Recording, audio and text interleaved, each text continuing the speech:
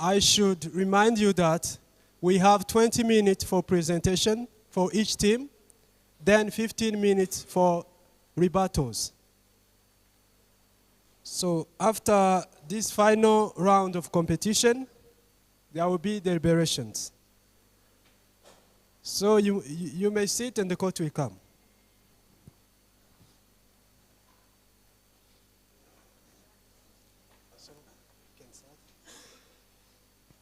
All rise, the court.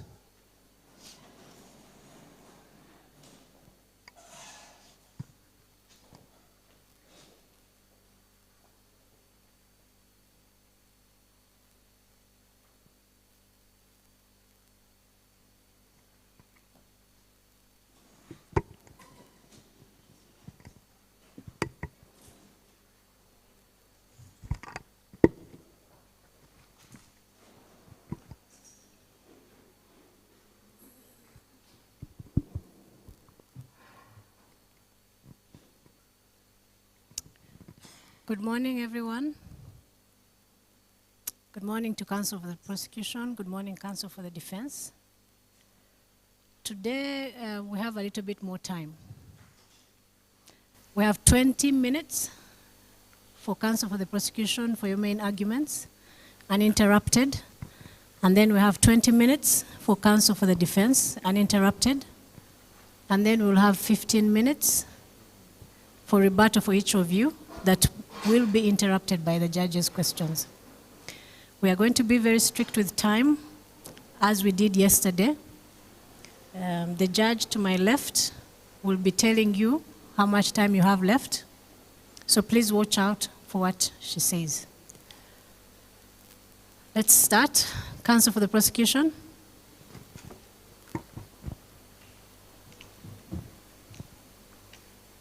Targeting civilians is against international law, but it has gone further than that. We have a moral responsibility to raise our voices and make our views well known that these civilians must be protected. By the UN Foundation member, Valerie Amos. My name is Maliza Latifa, the first speaker from the prosecution side. With me are my fellow counsels, Geoffrey Kawagambe and Didi Havugimana, respectively. Your Honor, if it may please this court, I would like to start with a summary of the facts, move to the legal issues here, the jurisdiction, and I will handle count one of the substantive arguments. Your Honor, General Vandi was a chief of defense of the military of the TAF, the Tikanovan Armed Forces Army. Your Honor, there was a non-international armed conflict that took place from 25th March 2014 and ended on 28th January 2016. Your Honor, it took place in Kuka province. Your Honor, we are calling it a non-international armed conflict because the Geneva Convention, the Common Article 3, in addition to Protocol 2, defines our situation here as a non-international armed conflict. Because there is existence of two military armed groups within one country fighting, that is the TAF and the FKA. Your Honor, the intensity here, and it's on a large scale. Your Honor, looking at the time phase, this is not a day issue. It is a 2-year issue from 2014 to 2016. That's on a large scale, Your Honor. Your Honor, if it may please this court, I would like to look at the legal issues here. One, to examine whether General Vandi is criminally responsible for the incident that took place on 10th November 2014. Two, to examine whether General Vandi is criminally responsible for the crimes of rape and sexual violence as war crimes. Three, to examine whether General Vandi is individually responsible for the crimes of the Operation Blank that took place from March to October 2015. Your Honor, we, as the prosecution, emphasize that this court has the jurisdiction to handle this case because it fulfills the personal jurisdiction, the material jurisdiction, the rational temporis, and it also fulfills the territorial jurisdiction. Your Honor, it fulfills the personal jurisdiction because we are talking about General Vandi, a citizen of the Tukanovan. Tukanova rectified the Rome statutes, Your Honor.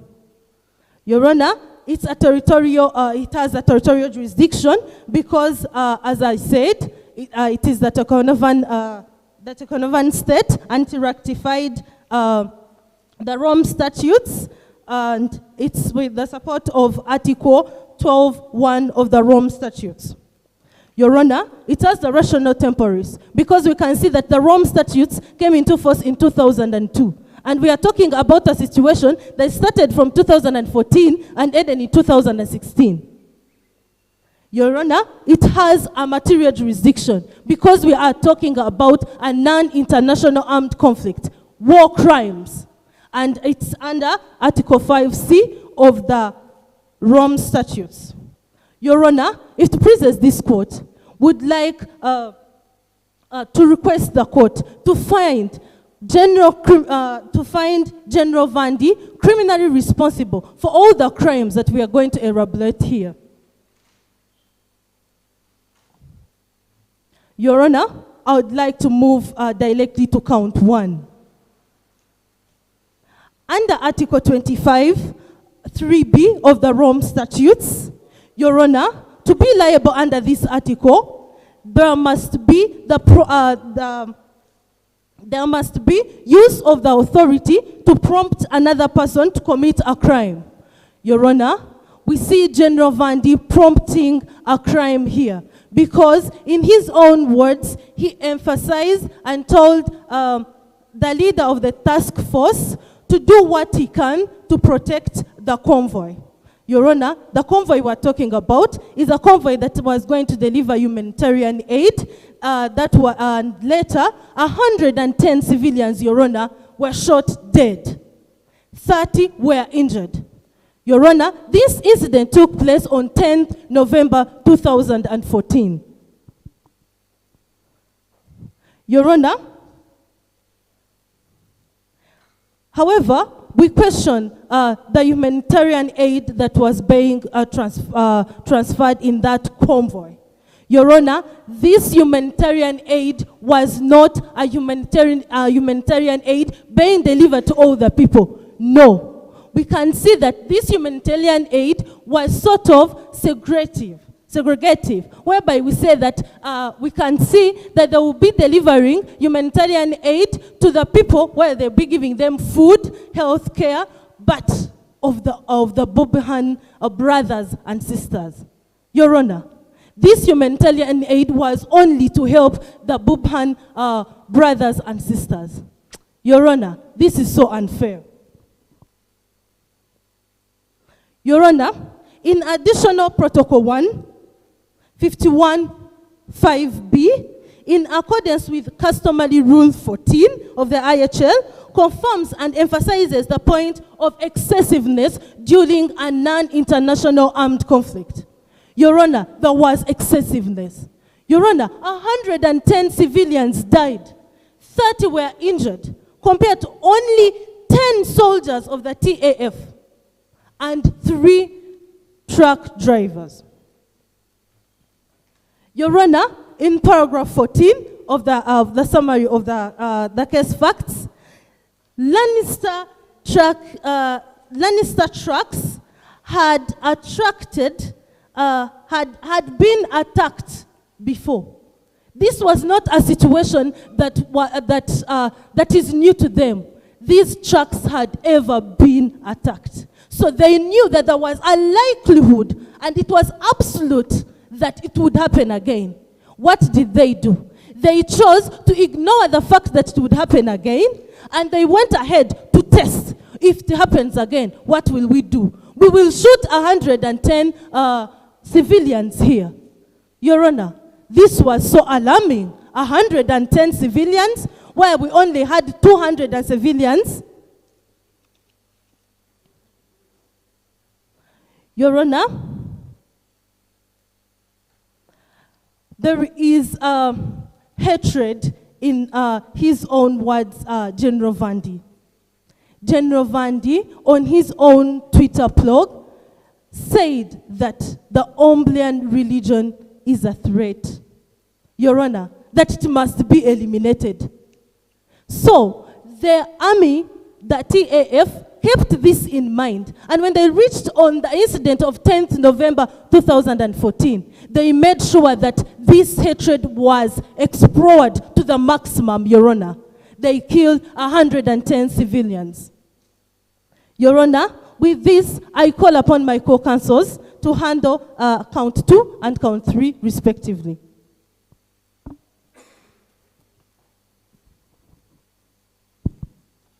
Good morning, Your Honors. As mentioned by my co-counsel, my name is Geoffrey Kabagambe, and I'm here to submit to the court with respect to the rapes and sexual abuses within the TAF troops deployed in Kuka province on the basis of command responsibility under Article 28A.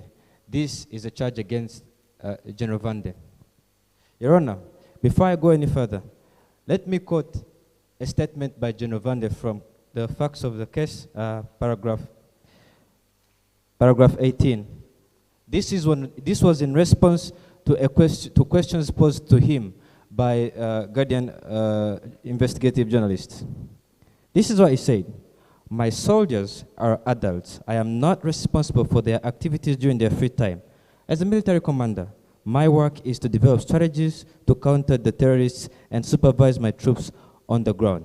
Your Honor, quote and quote, what goes on between adults in their free time is not, what goes on between adults is not my responsibility.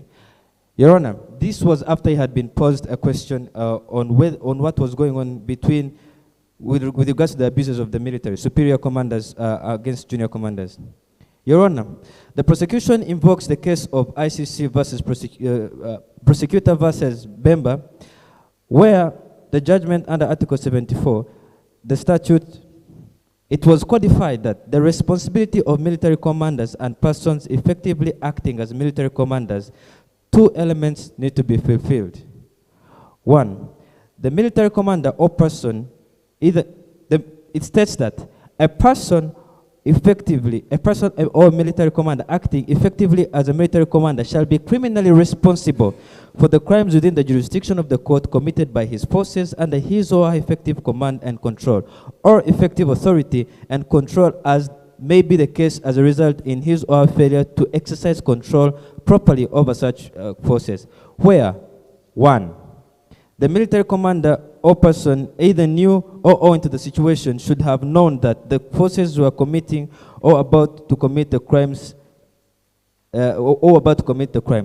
What is the nexus between General Vande and the command responsibility? Your Honor, to begin with, it is not something to debate about whether he was in charge of that army or not. From the hierarchy of the military, he was the chief of defense staff. It charged with responsibility to plan. He had the mandate to plan. He could decide what, where, when, how. Your Honor, later on you also see that when there was a mutiny among the military officers, it was not even against General Vande. It was for General Vande because they pledged their allegiance to General Vande.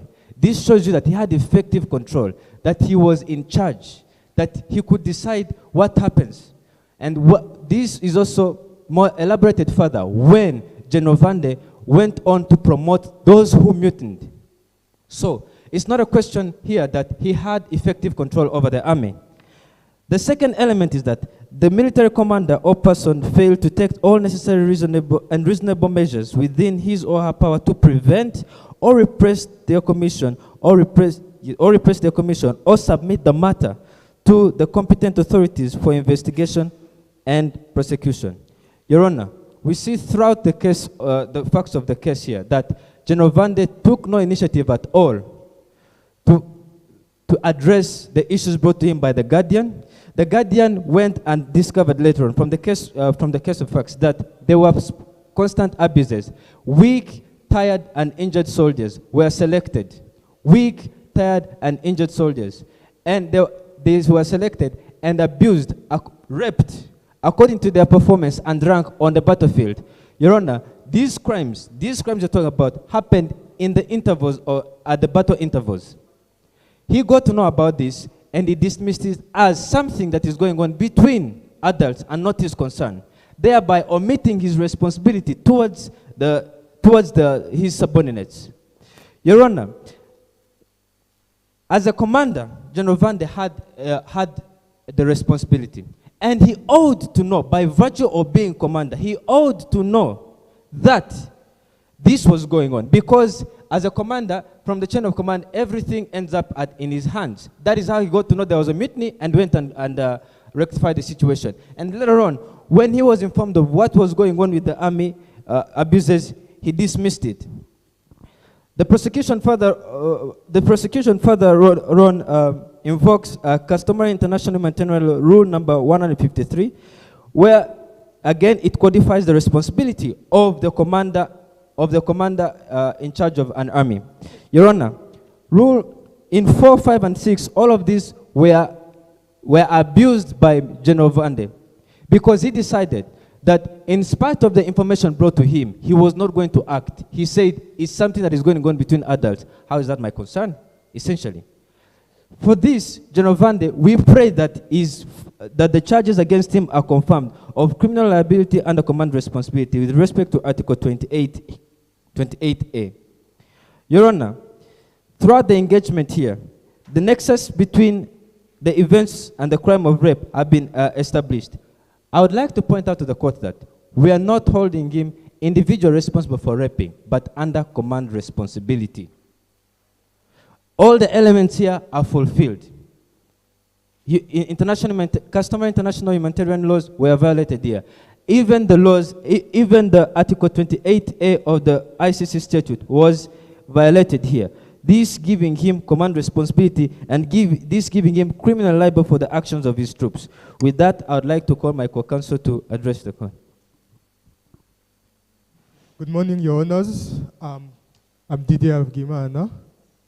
I'll be making my submission in relation to count 3 and making our players to the court. The prosecution humbly requests the court to find General Vande individually criminally liable for the war crime of ordering the displacement of civilians under Article 25, paragraph 3A of the ICC statute. Your Honor, during Operation Blanc, General Vande's order directly led to the establishment of a hostile environment for the Ombrian, which were forced and caused them to flee for the FKA controlled area and Hakover. Your Honor, Article 25, 3A of the ICC clearly establishes that an individual shall be criminally liable when they commit the crime as an individual or jointly with another or through another person, regardless of whether that other person is criminally responsible. We would like to invoke the case of prosecution versus Katanga and Shu paragraph 488, where it reaffirmed these 3 modes of liabilities. Your Honor, it is on this basis that we request that the court find General Vande individually criminally liable. Your Honor, if it pleases the court, I would like to continue our submission to the court that there is sufficient evidence establishing the material and moral element of the war crime of displacing civilians. Your Honor, we are going to establish one key thing here. Displacing does not necessarily require a direct order. Your Honor, General Vande didn't get up in the morning and verbally ordered for the civilians to leave. However, he created a situation that amounted to the equivalent. How? General Vande, during Operation Blanc, gave an order which made it mandatory to attend the Buban religion classes, and failure to which was imprisonment. This order led to 80,000 Umbrian to be jailed, Your Honor. Your Honor, the Umbrian had only two choices: convert or go to jail. First, with these two impossible choices, many Umbrian were forced to flee, to leave their home for the FKA-controlled areas and Hakova, as evidenced under paragraph 21 of the facts of the case. Your Honor, under Article 17 of the Additional Protocol Number 2 and Rule 129 of the customary customary rules of international humanitarian law, it is prohibited. It prohibits ordering the displacement of civilian population in order or in whole or in part for reason related to the conflict unless the security of civilians involved or imperative military necessity so demand. This is similar to what is enshrined under Article 8 paragraph 2E Roman 8 of the ICC statute. Your Honor, we would like to refer to the case of prosecution vs.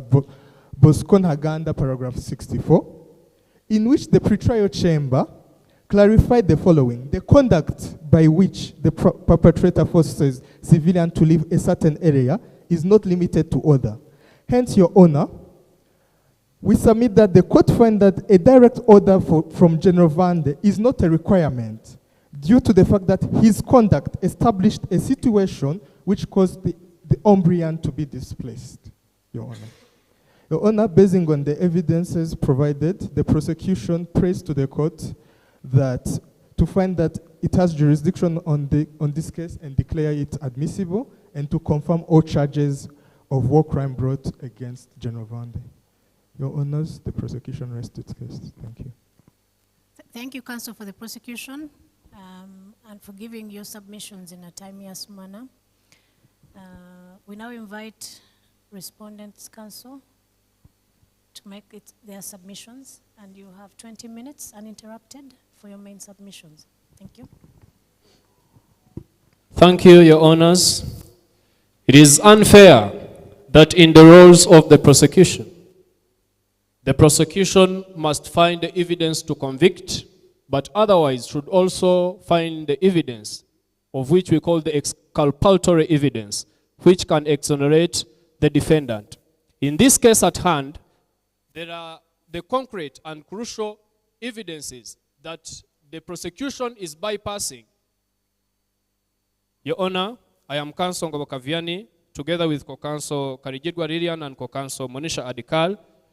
We are standing before this International Criminal Court defending General Vande for the crimes alleged by the prosecution, prominent of which ordering the direct attack to civilians not taking part in hostilities, command responsibility for the crime of rape, and the order to displace civilians. Your Honor, this is the structure of what I will talk about. I will talk about the nature of the conflict and defend General Vande on the first count raised by the prosecution, and my co-counsel will proceed with the defense on the rest. I will not talk much about the nature of the conflict since it is not disputed by the defense.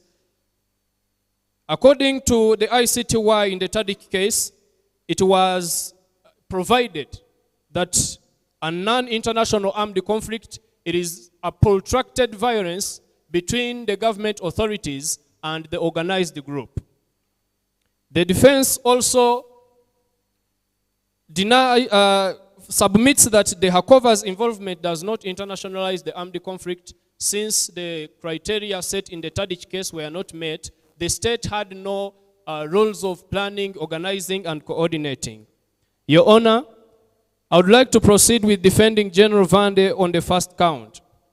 The prosecution is juggling or trying to confuse the modes of liability because it is highlighting it as ordering, inducing, but the defense is not actually understanding the mode of liability the defense is basing on to accuse General Vande. And moreover, they are creating their own facts that they had gone to the FKA to just test, to see whether the truck can be attacked once again. But it is evident per case at hand that they were going to the FK-controlled areas, of which it was the belligerent group they had issues of armed conflict with. Your Honor, they are also disregarding that the civilians are the ones who shot first. General Vande is not criminally liable since the actus reus of this crime is not met. The civilians were not the object of attack in this case. It is provided in Article 3 of the Second Geneva Convention and Article 13 of the Additional Protocol that the civilians have got protection during the armed conflict, but per case at hand, these civilians had lost their protectional status. Your Honor, it is enshrined in the exception of Article 13 that civilians, although they possess that status, but so long as they act directly in the armed conflicts, they immediately lose the protection.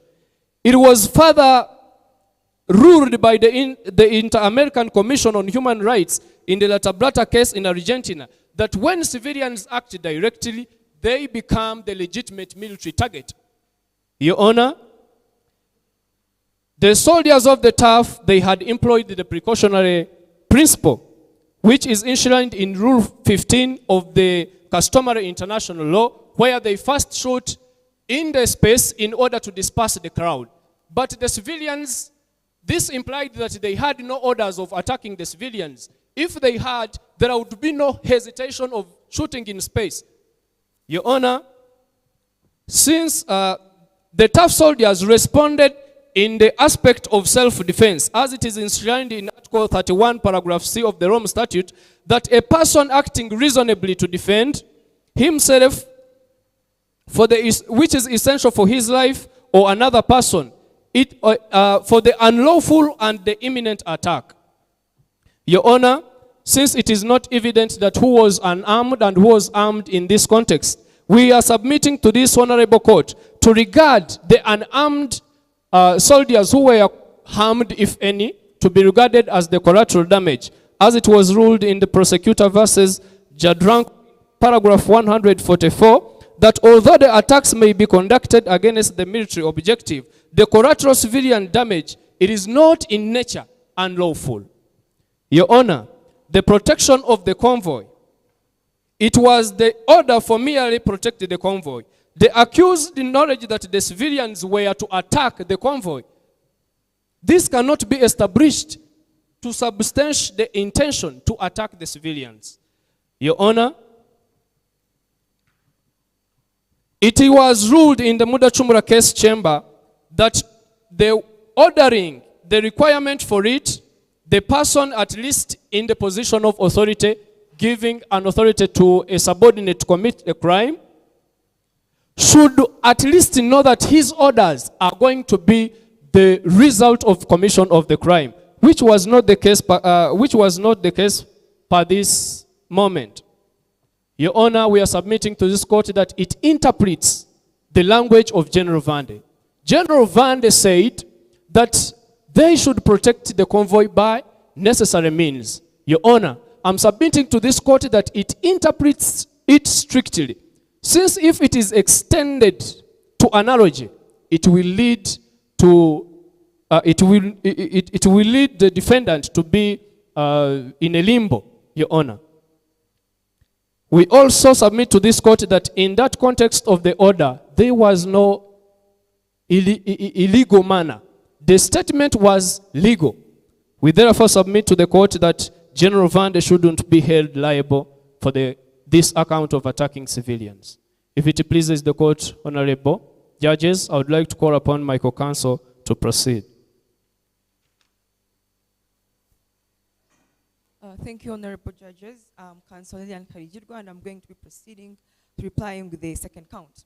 General Vande is not liable under command responsibility pursuant to Article 28, Alinea A of the Rome Statute for the war crime of rape punishable under Article 8, Paragraph 2, Subparagraph E, Alinea 6 of the Rome Statute. Honorable Judge, the prosecution has failed to establish what they based on proving to this court that the rape even ever occurred in the first place. Basing from their submissions, they only based on the report from the Guardian and anonymous reports from the Human Rights Watch. Honorable Judge, I want to quote what was stated in the Katanga versus Ndogoro case by the appeal chamber. The court decided that in paragraph 431, UN and NGO reports not providing sufficient details about their sources are automatically inadmissible. And the news articles and press releases are only admissible if written by experts. Moving forward, on the element of holding General Rwanda liable under command responsibility, the prosecution emphasized on the two key elements that establish command responsibility: that the military commander knew or should have known that the forces were committing a crime or about to commit the crime. Honorable Judge, on the element of knew, basing from the facts of the case, General Vande was not aware of the crime due to the fact that he wasn't deployed with the mutant soldiers in Kauka when the alleged crimes were alleged to have been committed. Nor were they reported to him when he visited the mutiny and they were reporting other discrepancies such as corruption. And when he even promoted them, no one came out and spoke, "We are being sexually abused, we are being regularly." So that further even raises suspicions on the evidences brought forward by the prosecution establishing that this crime even ever occurred. So this emphasized that General Vande didn't know that this crime was being committed. On the element of should have known, Honorable Judge, no information was ever put notice of the alleged, no information was put on him to notice that the alleged crime was being committed. So there is no way he could have known or should have known that this crime is being committed. On the element of neither knew, on the element that General Van did not knowingly fail to take necessary measures to prevent and repress this commission of the crime, since General Van didn't have any knowledge of the commission of this crime, there is no way he could have prevented or punished the alleged crime since it wasn't put on, since it was never reported to him in the first place. It is upon these grounds that since the prosecution has failed to show that he knew or should have known that the crime was committed, has failed to establish substantial grounds that establish this crime even ever occurred in the first place, General Van shouldn't be liable for this crime under command responsibility. I would like to call upon my counsel to proceed with the next. Thank you. Thank you, Your Honors. My name is Monisha Adikari, and I'm going to proceed with replying to the allegations brought forward by the prosecution, whereby they are on the crime of ordering the displacement of civilians provided for under Article 8, Paragraph 2, Subparagraph E, Alinea 8 of the ICC statute. The prosecution has said that General Rwanda is individually liable for ordering the displacement of the civilians.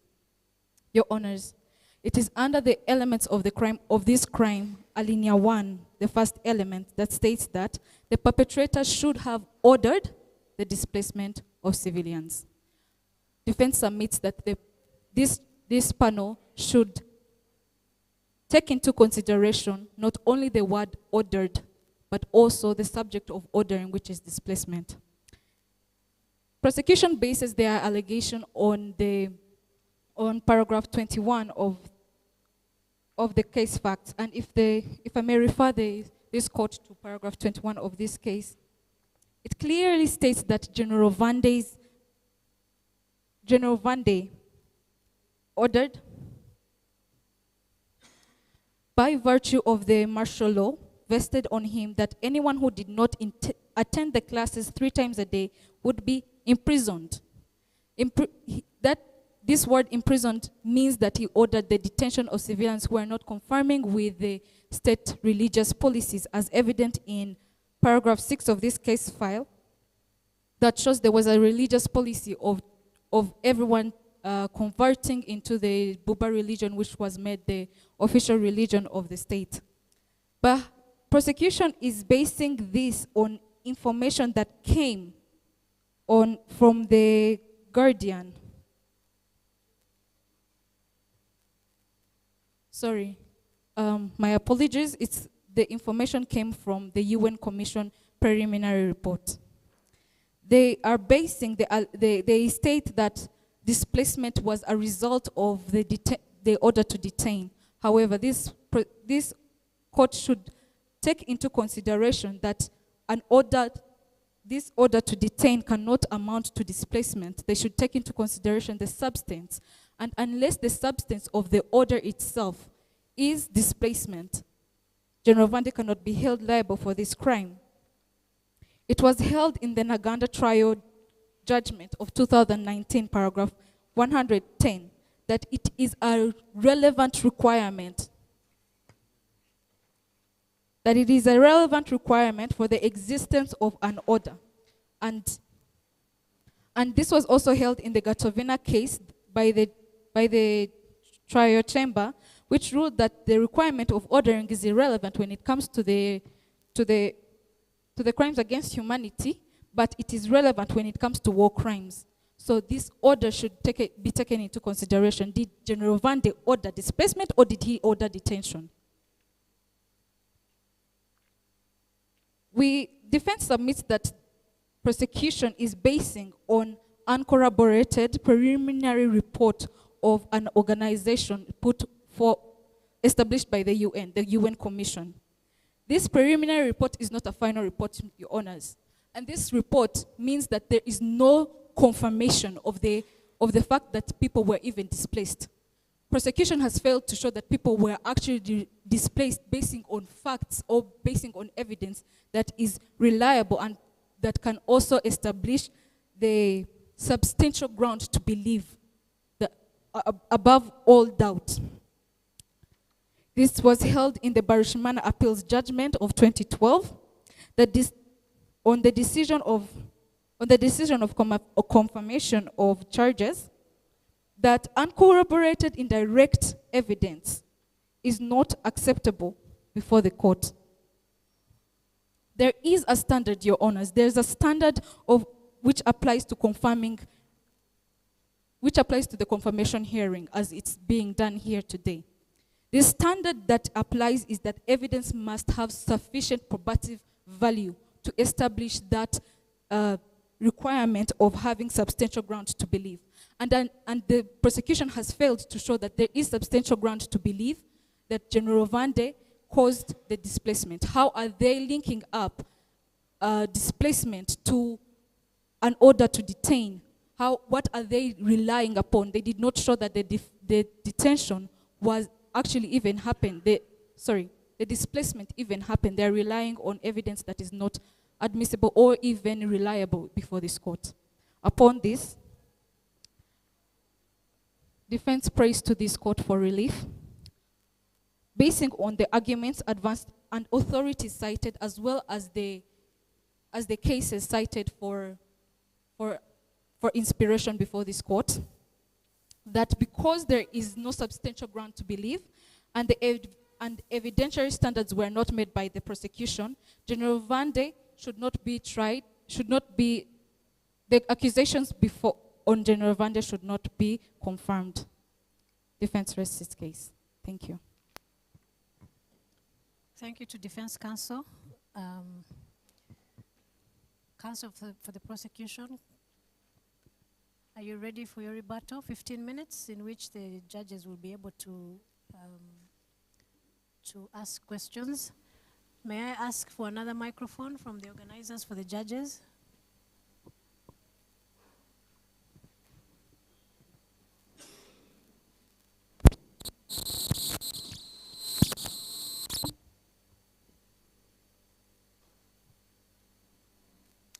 Counsel for the prosecution, we are waiting for your rebuttal. Thank you. Your Honor, I would like to bring to the defense attention that we did not say anywhere, we did not say that we say that there was a likelihood of the things that had happened before to occur in the same incident of 10th November 2014. Your Honor, if it pleases the court, I would like to read paragraph 14 of the case facts.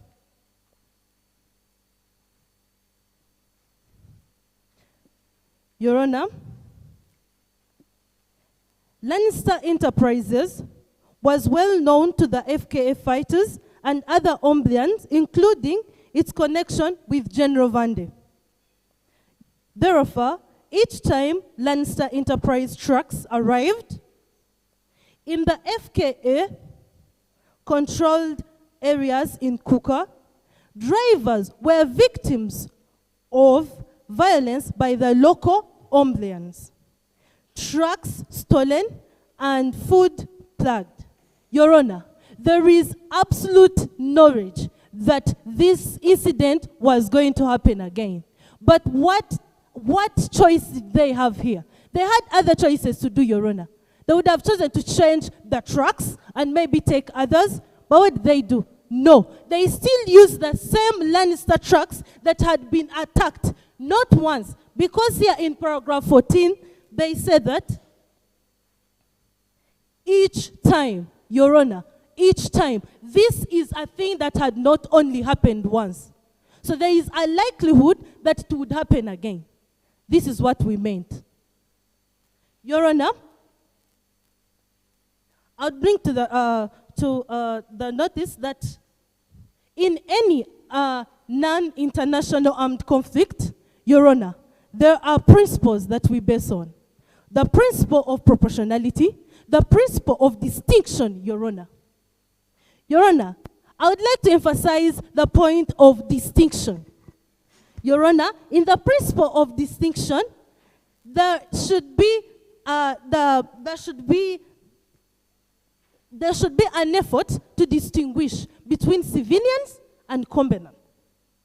Your Honor, it requires the parties to the conflict here to distinguish between the military objective, the civilian persons or objects under Article 48 of the Additional Protocol 1. Counsel, I might interrupt you there because I do have a question on this point. Counsel for the defence suggested that the people that were targeted in the attack were in fact civilians who had lost their protections on the basis that they had been directly participating in hostilities. Can you explain for me the concept of direct participation in hostilities and identify whether the civilians that engaged in the attack against the truck had in fact lost their protection because of this? Your Honor, yes, they might have attacked.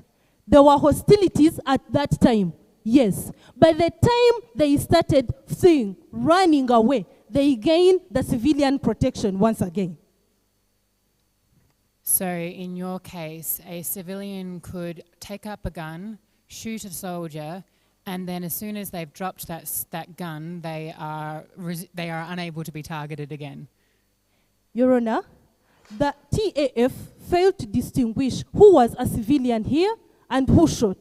Because in the case facts, they did not say anywhere where a person was, the name of a person that shot. So there is a question of the civilian that shot there.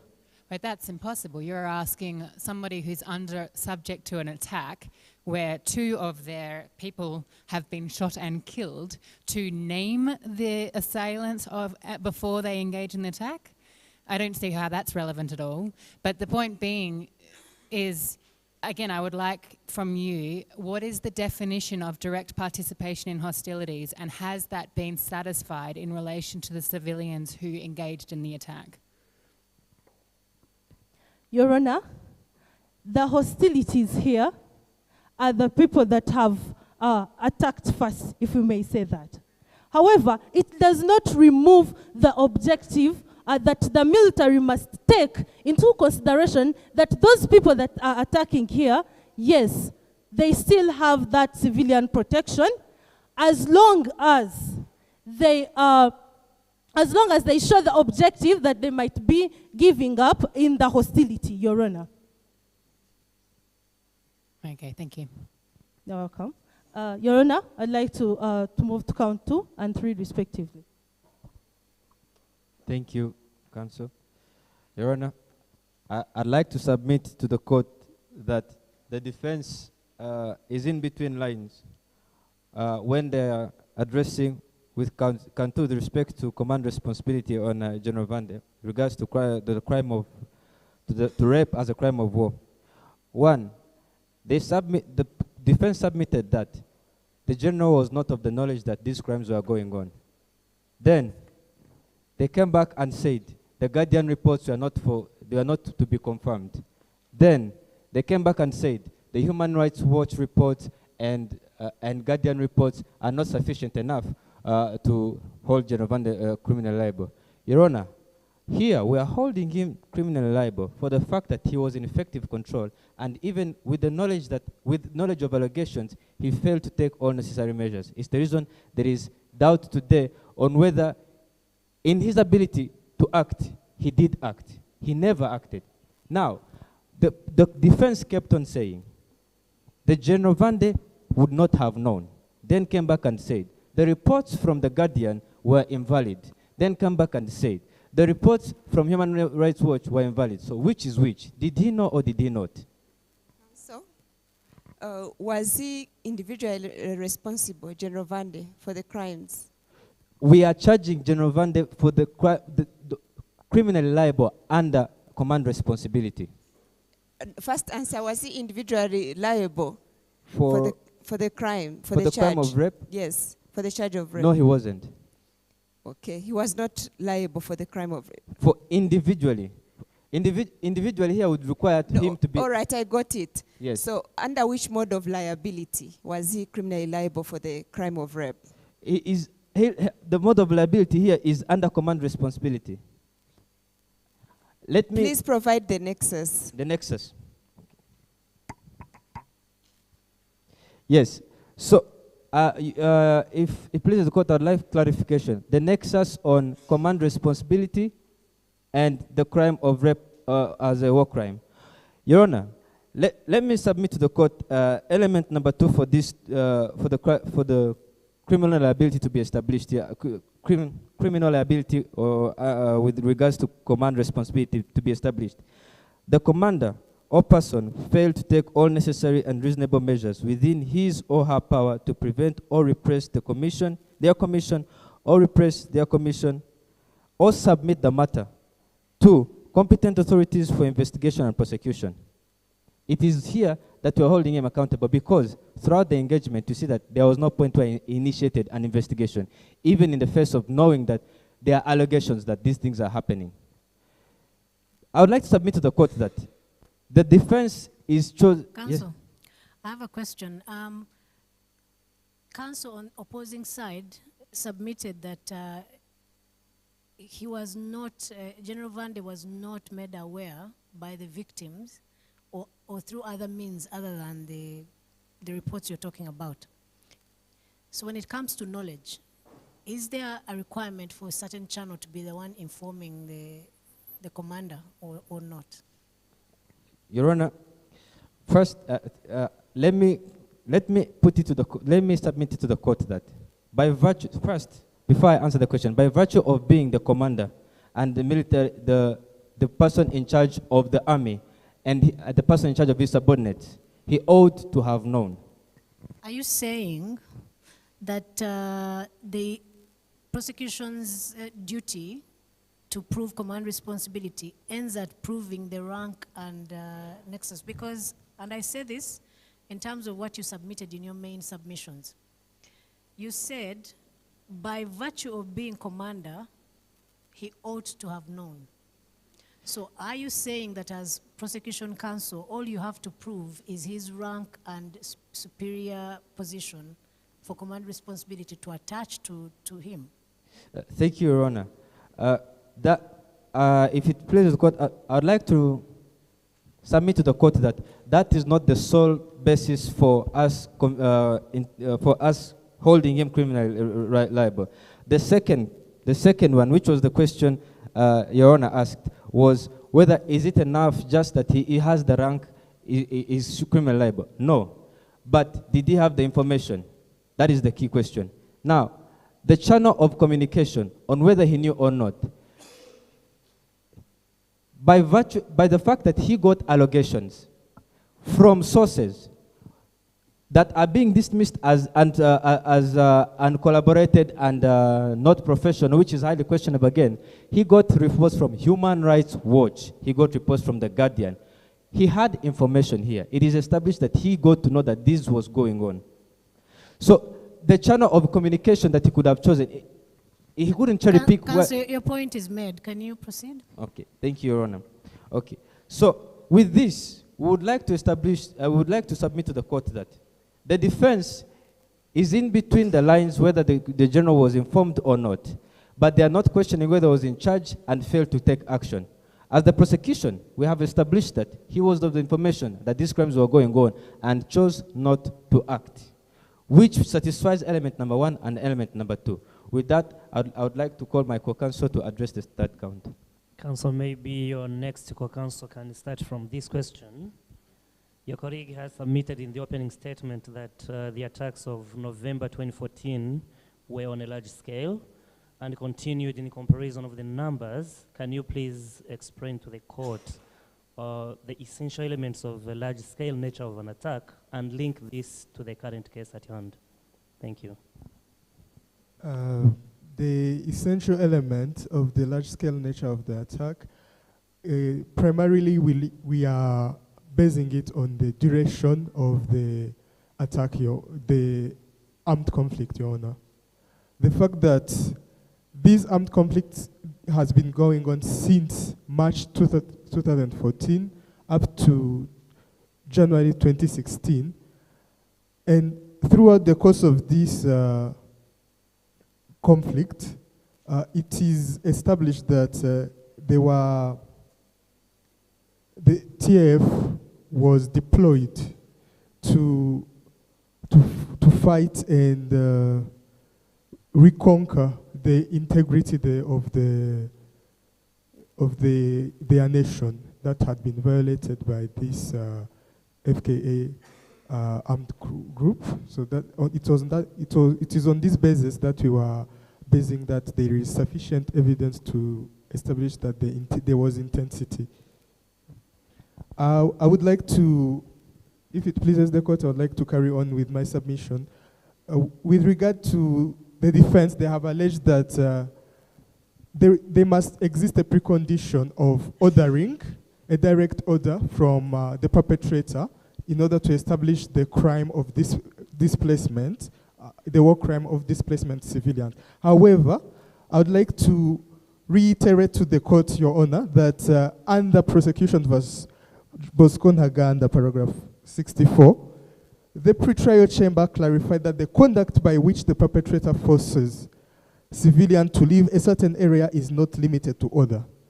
We want the court to find that the order that was given by General Vande, even though it was regarding enforcing the religion of the state to the Umbrian, this created a situation in which they had only two options, whether to comply or to go to jail, which these are two impossible options to force someone to relinquish their religion or to go to jail. And this created a situation where the Umbrian who didn't want to go to jail had to flee for their life. Yeah. So, on this ground and with the support of the case, we believe that there is enough element for the court to establish that despite the lack of a direct order, the court should find still General Vande criminally liable of the crime of the war crime of displacing the civilian. Counsel, before you sit down, you said there was no order, and then you said despite that. So my question is, what exactly are you arguing? We are saying that the defense argued that a direct order I want to emphasize a direct order. And for us, we are emphasizing that the order that was given, while it wasn't a leave this place, that order couldn't be interpreted like as leave this. However, what you're saying is that he created conditions. Yes. Okay. Your time is up, actually. Thank Council. you very much, Your Honor. Are you ready for rebuttal, Counsel for the Defense? 15 minutes, that will be interrupted. Thank you, Your Honor. The defense would like to refute from the prosecution. They tackled the concept that this occasion had happened even before. But I think the prosecution, they are misreading the facts of the case, Your Honor. Pertinent to Article, pertinent to paragraph 15 of the facts. It is well written that this was a business enterprise, not a humanitarian convoy. So these people were actually doing their normal business, and since they were heading to the unsafe zones controlled by the FKA, they then subsequently needed the protection since they were heading to the uncomfort zones controlled by the FKA organized armed group. Thank you. Counsel, before you take your seat, you did say that in your main submissions that civilians were collateral damage. Am I right? Yeah. The percentage of dead is more than 50%. Am I right? If any. Are you saying there were no dead civilians? Yes, they were, but in the facts of the case, they are not, it is not clear, because for the tough soldiers, they were aiming to those who were armed. That's the ones they were defending themselves. Is it disputed that there were 110 civilians dead and 30 injured? Yes. Is it disputed? It is not disputed by the facts of the case. Okay. So can you correlate the amount of dead civilians to your submission that they were collateral damage? As far as the defense is concerned, we would base on the principle of proportionality. In our opinion as a defense, we don't think if there is an armed conflict, it is a must that they should die in the same number. Counsel, we are in a court of law and you're telling us about your opinion. Are you making a submission to a court, or it is backed by the facts from the proportionality, okay, proceed. Which states that it should be examined by the court whether the harm made complies with the military necessity. So it is from the diligence of this honorable court to examine that, Your Honor. I also have a question in relation to the reasonableness of the response in relation to the force. You mentioned in your submissions the principle of self-defense. Where in the Rome Statute do we find the principle of self-defense as a defense? Let me check.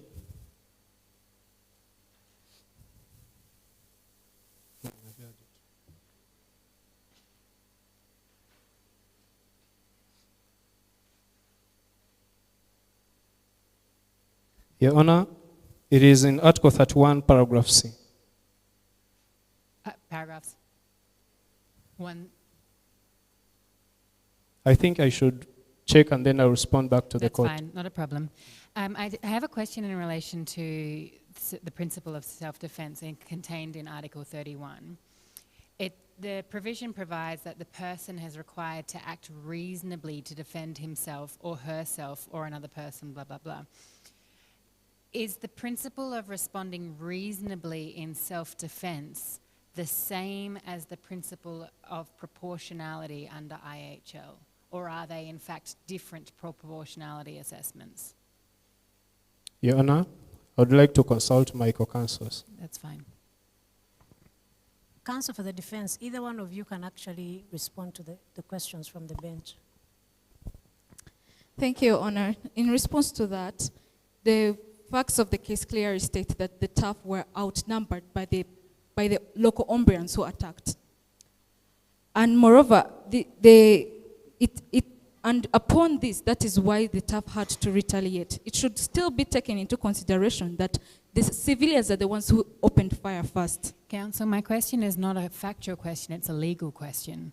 My question is, the Rome Statute provides for self-defense. It allows, as a reasonable defense, that a person is able to reasonably defend themselves and then they are exonerated from the crime. Is that act of being reasonable for the purposes of self-defense the same test as the test for proportionality and the assessment of collateral damage? Or are they in fact different legal tests?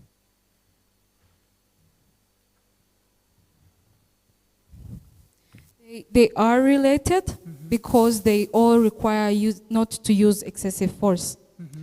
So upon this, that's why we are submitting that the Umbrians were outnumbering the TAF. Okay.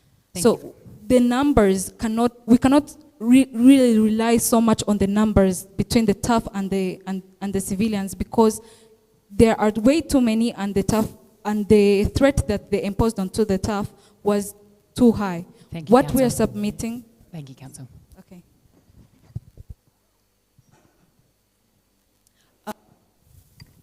Thank you, honorable judges. Counsel, before you proceed, I don't feel satisfied from the response on that question, and I wanted to make a follow-up. Let us disregard the numbers of injuries and death, and also look at the way the TAF soldiers responded in terms of the materials and equipment, military equipment that were used.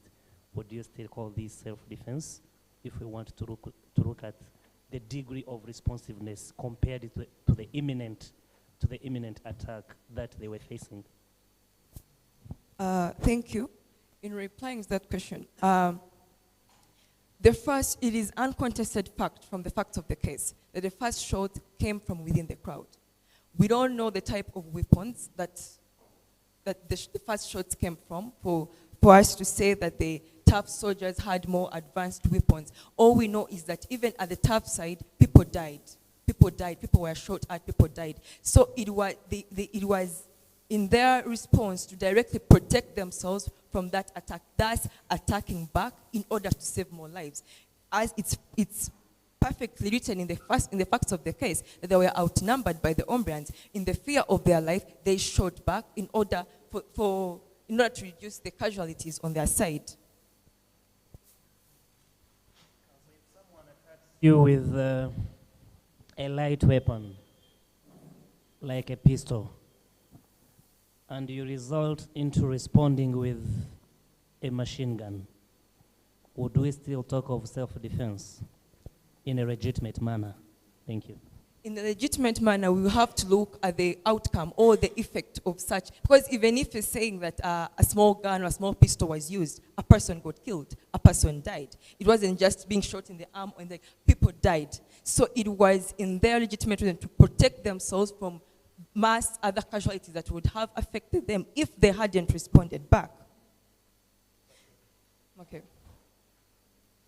In replying to the second count, the prosecution has relied more that since General Vande had effective control, he failed to take necessary measures to prevent or repress their commission or to submit the matter to the competent authority.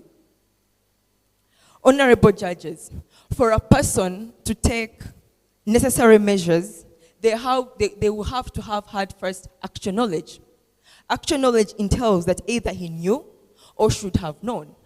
There is nowhere indicated in the fact that this matter had ever come forward to General Vande, or anyone had ever come forward to report direct to General Vande that the crime of rape was being committed within the mutiny. So there is no way he could have known that the crime was committed for him to have taken actual steps to prevent or punish the perpetrators of this crime. So it is this that the defense keeps submitting, that he shouldn't be liable since this element is lacking for him to be held liable under command responsibility. Counsel, you made this same submission in your substantive case, and I found it unpersuasive at the time, and I still find it unpersuasive. The General Vande, according to our facts, was questioned on this matter by The Guardian. If a newspaper is beginning to ask questions, shouldn't that be enough to trigger at least a minor investigation on the matter? In this instance, General Vande expresses zero interest into looking into this matter. He simply dismisses it out of guard, stating that that I am not responsible for their activities in their free time. So he's basically saying, I hear what you say, but I don't care. Well, thank you, Honorable Judge. In responding to this was quoted by The Guardian. But how are we even sure that this is what he even said? Because it does not indicate who wrote this or who quoted this. And as I indicated before in the Katanga case. Counsel? Yes. And I think I asked your opposing counsel the same question. Where is the extent of the knowledge? Basically, is there a requirement that somebody or some organization in particular has to give you the information? Isn't the requirement that when you have the knowledge, you must act on it? Thank you. But the knowledge came from uncorroborated NGOs. But once you have the knowledge, you have the duty to at least do something to punish or to investigate or pass it on to the authority that is concerned. Am I well right? then, Honorable Judge, it is with this the defense submits that General Vande was still carrying out some investigations, because rape as a war crime is not a crime you could just investigate in a month, in a year. It takes time to still collect information. And since no one had even came forward to publicly say I'm being sexually abused, that further shouldn't you have at least provided evidence of an effort on the side of your client to do something about it? Well, it may take years to investigate, but has that investigation, even the first step, has it started? Thank you, Honorable Judge. The defense submits that on this matter, General Vande was basing, no one was coming forward, even the effective through the chain of command, no one from his effective command had come direct to report to him that this crime were taking place in the mutiny, and no victims had come to pass out. So it was still so hard for him to begin an investigation or to be reported to it. So that is why we as a defense submit that it was still carrying out investigation for him to finally confirm that the alleged crimes were being taken place. So I'm going to call upon my co-counsel to proceed with this. Thank you, Your Honors. Defense has, the prosecution has relied on the Naganda case, however, the pretrial judgment. And the pretrial judgment cannot hold this court liable when there is an appeal judgment that says the contrary. The pretrial judgment, yes, is saying that the order is not necessary as long as the consequence is the displacement. But however, in the Naganda case, appeal judgment says that they should take into consideration the word order and the substance of that order. Moreover, this court should rely on a case-by-case analysis to try this matter. Naganda was, the fact of Naganda was going publicly and telling the victims of displacement, get out of this land. This is not what happened in our case. General Vande cannot be liable for just for detaining people, implementing the law, and by the power he was given by the martial law as law enforcement. Counsel. Yes. So what I'm hearing from you is that you're trying to distinguish the facts of the Naganda case from the facts of this case. However, isn't the effect of a direct order in Naganda for displacement the same as the collateral effect, basically the effect of what ends up happening from a policy that your client promoted? How then is that a distinction? There is an issue of factual causation, my lord. In Naganda, it was the consequence was imperative, but here it's not imperative. Let me try and bring this back to him. So what you're saying is that there is an inference that what your client promoted resulted in displacement. So when it's an inference, it has to be the only reasonable conclusion, right? So is your argument that there are other causes, and if there are, what are they? What else could have caused that displacement apart from the policy that your client promoted?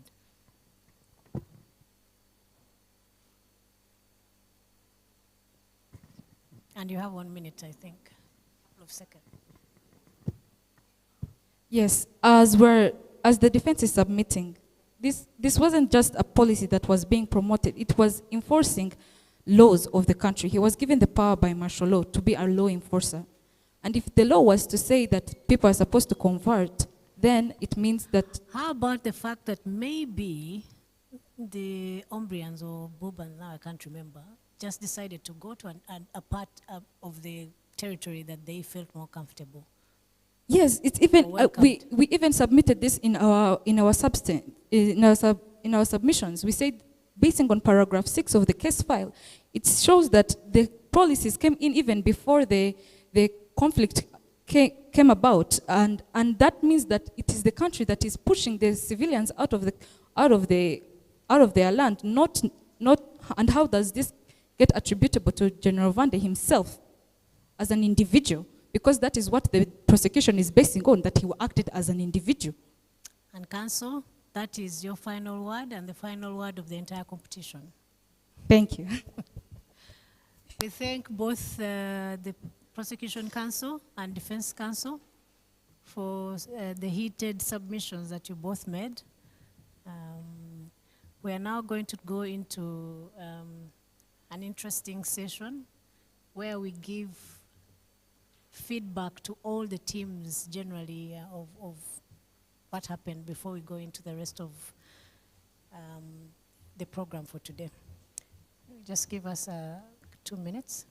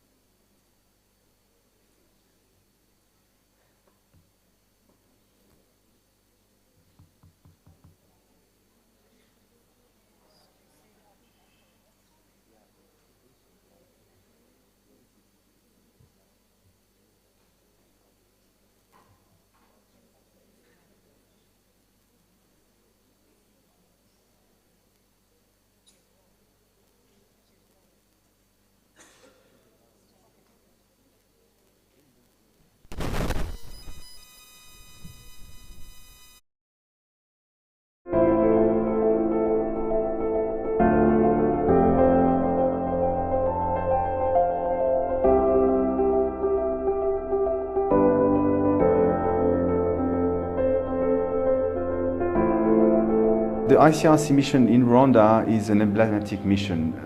Emblematic because of its length, because of the very difficult time we accompany the people of Rwanda through, starting with the war, then going through the genocide against Tutsi, where the ICRC was the only international organization staying in the country beside MSF. And during this period, especially at the heights of the genocide, I mean, the ICRC was able to save tens of thousands of lives. And, but it was like Philippe Gaillard, the head of delegation, was saying at the time, millimeters of humanity on kilometers of horrors. So we also need to remain modest on what were our achievements. And, but still, I think these were important moments for the institution where we felt we were here for a reason. Le CICR a la mission de protection et d'assistance des victimes de conflits armés ou bien de situations de violence ou bien d'autres situations ou d'autres crises. Donc là, le CICR est toujours là et c'est pourquoi vous voyez le CICR dans des pays en conflit, l'opérer en Somalie, en Syrie, là où il y a des crises. Le CICR a été ici pendant le génocide. Il a aidé, il a assisté donc aussi les victimes. C'est pourquoi vous le voyez ici. Et maintenant, on n'a pas de conflit. Nous sommes un pays en paix. Le CICR est ici pour contribuer à gérer donc les effets de crise. Et maintenant, il travaille avec la Cour du Rwanda dans le cadre de coopération mutuelle pour renforcer aussi donc les capacités de la société nationale. Muri 1994 muri igihe hari gukorwa jenoside ikorerwa abatutsi twari dutuye Nyamirambo ngira ngo nayo ifite imyaka 6 badutera grenade mu cyumba ahantu twari turi ndakomereka ku kaguru cyane na mumwe wanjye arakomereka cyane mu mutwe. Urabona iyo hantu bahateraga amagrenade n'ibiki kameme abantu bazaga nyine kureba bapfuye abandi babajugunyaho noneho badutwaye ku muhanda badutereka aho ngaho. Mumwe wanjye we yarameze nk'umuntu wapfuye kubera akomeretse cyane mu mutwe. Undi uwo musaza wanjye we yari yapfuye niba nibuka neza. Batujugunya ku muhanda. Imodoka rero ya CICR iradutoragura ana muri CICR ku muhari mu Kiyovu batangira kutuvura. Nabonaga abazungu benshi abantu bafite amablankari bamwe baterura abantu bacitse amaguru abandi ibintu byinshi biteye ubwoba. Ejo bundi sinzi ko naganiriye na mumwe wanjye ndikumubwira ko nzakora ikiganiro kuri ibi ndambwira se nta bintu wowe wibuka. Arambwira ngo image atazibagirwa akibuka ni ya petit frère bamufashe kuri brancard bajugunya mu cyobo.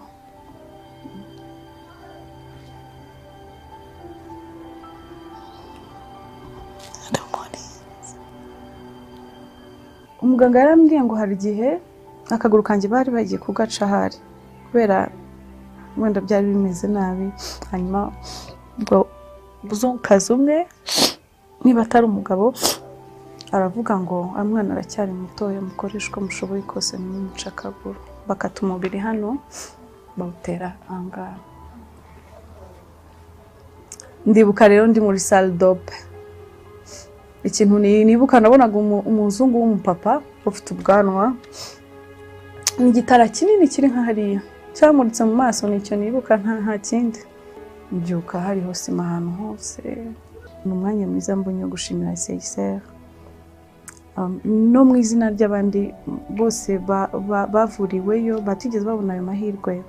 Nagira ngo mbashimire bakoze akazi utabona uko ugasobanura cyangwa ngo ugire ikigereranyo ugaha. Ndimo kubona mu maso yanjye babazungu abagabo abamama abakobwa barimo gucicikana baterura abantu babavura babagwa abakora ibikidongo ntibahumekaga babaga bari kugenda gutya.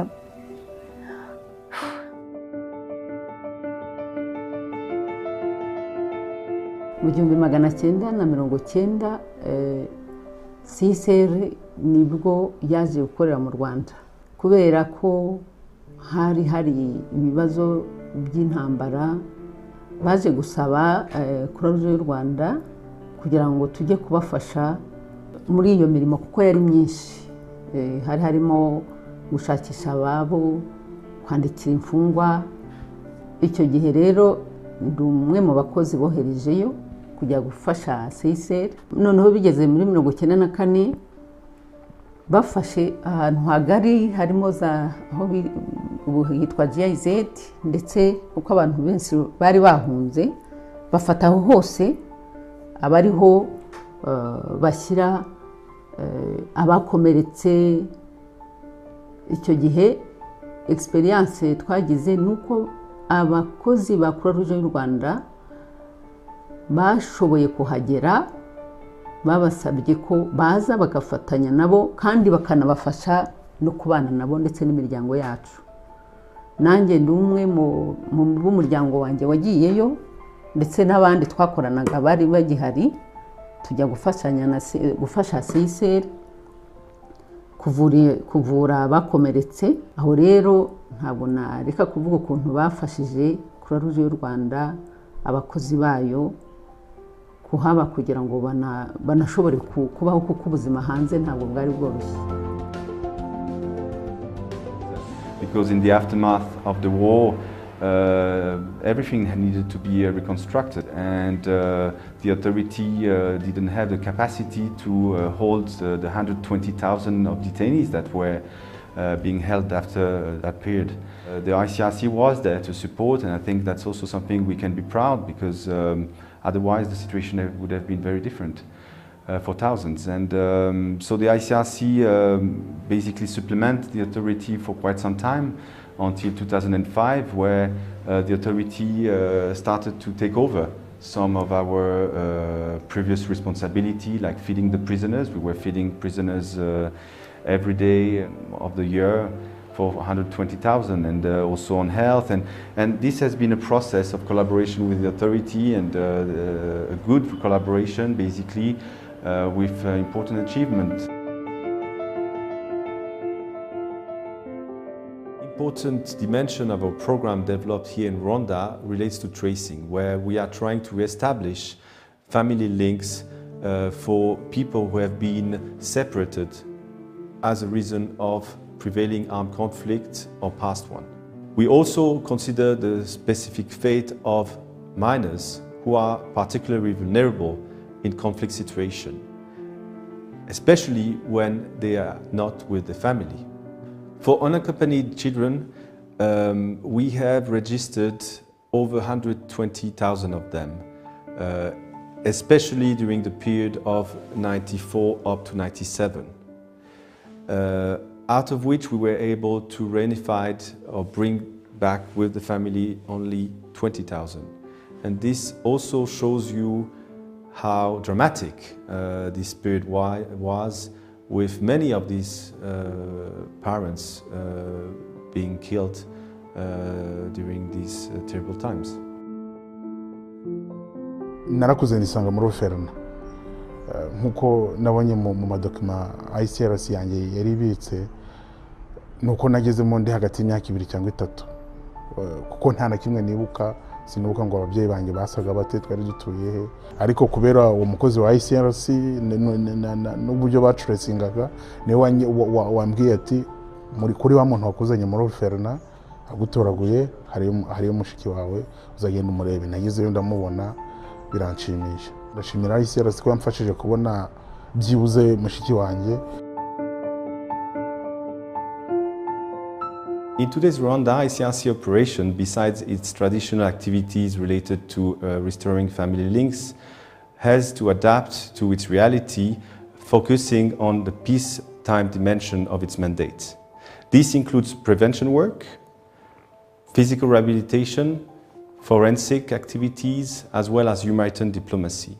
As for prevention work, this relates to the mandate that we have received from signatories of the Geneva Convention to promote the knowledge of and the respect for international humanitarian law, also known as law of armed conflicts. This includes supporting the Rwandan authorities at the level of academic circles, police, army, judicial power in different type of activities. We have, for instance, signed MOUs with the police and the Rwandan Investigation Bureau. We are looking at a similar agreement with the Rwandan Defense Forces. And they all seek to develop the knowledge of international humanitarian law. So the ICRC organized within that frame with key stakeholders different events. Can be workshop, debates, moot courts, where students are putting in real condition of a trial related to violation of law of armed conflict. All those do contribute to a better mastering of the knowledge of this important body of law. As for security forces, these workshops are essential, and if we look at a country like Rwanda, that is the second biggest contributor in peacekeeping forces around the globe, this is very important because they are going to be confronted with real-time situation where international humanitarian law do apply. The ICRC has done a tremendous work in the Republic of Rwanda. In terms of academia, in terms of outreach, it has done a tremendous work. I got to know about the ICRC as I was a law student at University of Kigali, where they prepared moot courts and trainings of IHL, which is known as the International Humanitarian Law, and which have also helped us develop our knowledge and all the concepts of IHL. I can say there has been a very big impact. It has brought us to the knowledge that we actually don't get in class, like public speaking, moot courts, all that, given us the chance to travel, to get to know more aspects of IHL, which is basically more knowledge and also leads to the development of the law society as well. The ICRC seeks to prevent disappearance and promote dignified management of the dead. This goes through establishing best practices with key actors, such as Rwandan Forensic Laboratory, or working with the Ministry of Emergency Management on establishing mass casualty plans and other such initiatives. The key is that if you want to manage situation of crisis well, you need to be prepared. And that is what we are trying to do while supporting the authorities. 26 years and above, we have been working in partnership, and we appreciate the partnership that we have had with ICRC. On the part of ICRC, we achieved in areas of health, sanitation. The initial water that we got in Nyarugenge prison, the tank was built by ICRC. Almost all the biogas plants at the 13 prisons that we have in Rwanda were supported and achieved by having the partnership with ICRC. The area of health and sanitation, ICRC helped RCS to get the chlorine stations at prisons. And this chlorine is very important. We got support of ICRC to make bunk beds in new prisons, mainly Rubavu, Rwamagana, and Nyarugenge. We have got partnership with ICRC in areas of training and the capacity building of our prison staff. For all these years, we have been having training together. A COVID pandemic is a pandemic that has affected the world over, our country inclusive, and we in prisons also have got, we are affected. We got some tents for isolation. We got materials like hand sanitizer, hand washing stations. This made us achieve in a way of isolating some of the cases that we had in the first place.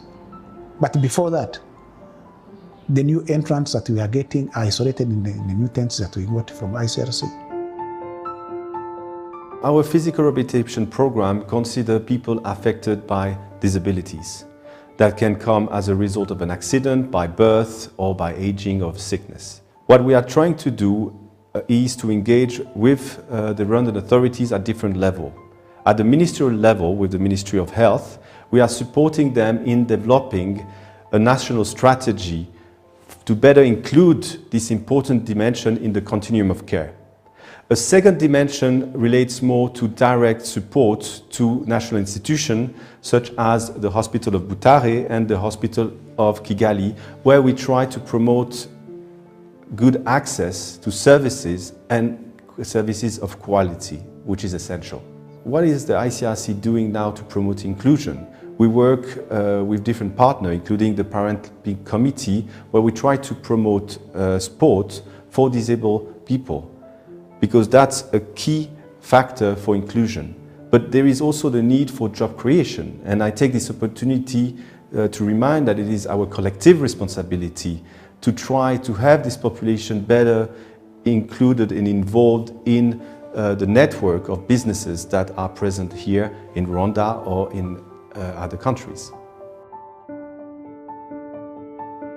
Another important dimension of the ICRC work being carried in Rwanda is humanitarian diplomacy, where our institution is trying to promote debate and exchanges on important issues that do affect population in armed conflict. We have for that purpose created a humanitarian here in Kigali, where we provide a platform for debate with different panelists and experts, bringing their knowledge about specific issues. Can be about climate change and armed conflict, the scars of war, or data protection in the digital world. There are many different dimensions.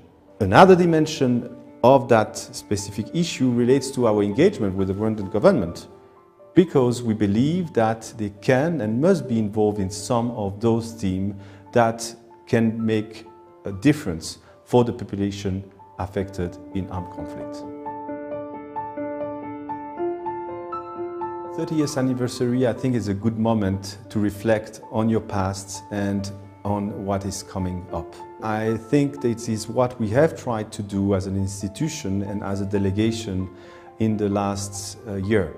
I'm very pleased with what we have been able to develop, the good collaboration extended with the authorities, and I look forward to address some of the challenges remaining as a way to improve our response in Rwanda and in the region.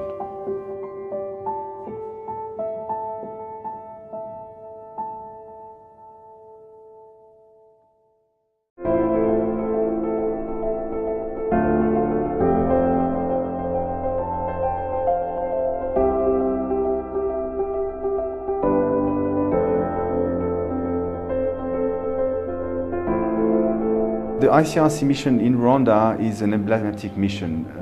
Emblematic because of its length, because of the very difficult time we accompany the people of Rwanda through, starting with the war, then going through the genocide against Tutsi, where the ICRC was the only international organization staying in the country beside MSF, and during this period, especially at the heights of the genocide, I mean, the ICRC was able to save tens of thousands of lives. And, but it was like Philippe Gaillard, the head of delegation, was saying at the time, millimeters of humanity on kilometers of horrors. So we also need to remain modest on what were our achievements. And, but still, I think these were important moments for the institution where we felt we were here for a reason. Le CICR a la mission de protection et d'assistance des victimes de conflits armés ou bien de situations de violence ou bien d'autres situations ou d'autres crises. Donc là, le CICR est toujours là et c'est pourquoi vous voyez le CICR dans des pays en conflit, l'opérer en Somalie, en Syrie, là où il y a des crises. Le CICR a été ici pendant le génocide. Il a aidé, il a assisté donc aussi donc, les victimes. C'est pourquoi vous le voyez ici. Et maintenant, on n'a pas de conflit. Nous sommes un pays en paix. Le CICR est ici pour contribuer à gérer donc, les effets de crise. Et maintenant, il travaille avec la Cour du Rwanda dans le cadre de coopération mutuelle pour renforcer aussi donc, les capacités de l'Institut national. Muri 1994 muri igihe hari gukorwa jenoside ikorerwa abatutsi twari dutuye Nyamirambo ngira ngo nayo ifite imyaka 6 badutera grenade mu cyumba ahantu twari turi ndakomereka ku kaguru cyane na mumwe wanjye arakomereka cyane mu mutwe urabona iyo hantu bahateraga ama grenade n'ibiki kameme abantu bazaga nyine kureba bapfuye abandi babajugunyaho noneho badutwaye ku muhanda badutereka aho ngaho mumwe wanjye yarameze nk'umuntu wapfuye kubera akomeretse cyane mu mutwe undi uwo umusaza wanjye yari yapfuye niba nibuka neza batujugunya ku muhanda imodoka rero ya CICR iradutoragura yana muri CICR ku muhari ya Mucyovu batangira kutuvura nabonaga abazungu benshi abantu bafite amablankari bamwe baterura abantu bacitse amaguru abandi ibintu byinshi biteye ubwoba ejo bundi sinzi ko naganiriye na mumwe wanjye ndikumubwira ko nzakora ikiganiro kuri ibi ndambwira se nta bintu wowe wibuka arambwira ngo image atazibagirwa akibuka ni ya petit frère bamufashe kuri brancard bajugunya mu cyobo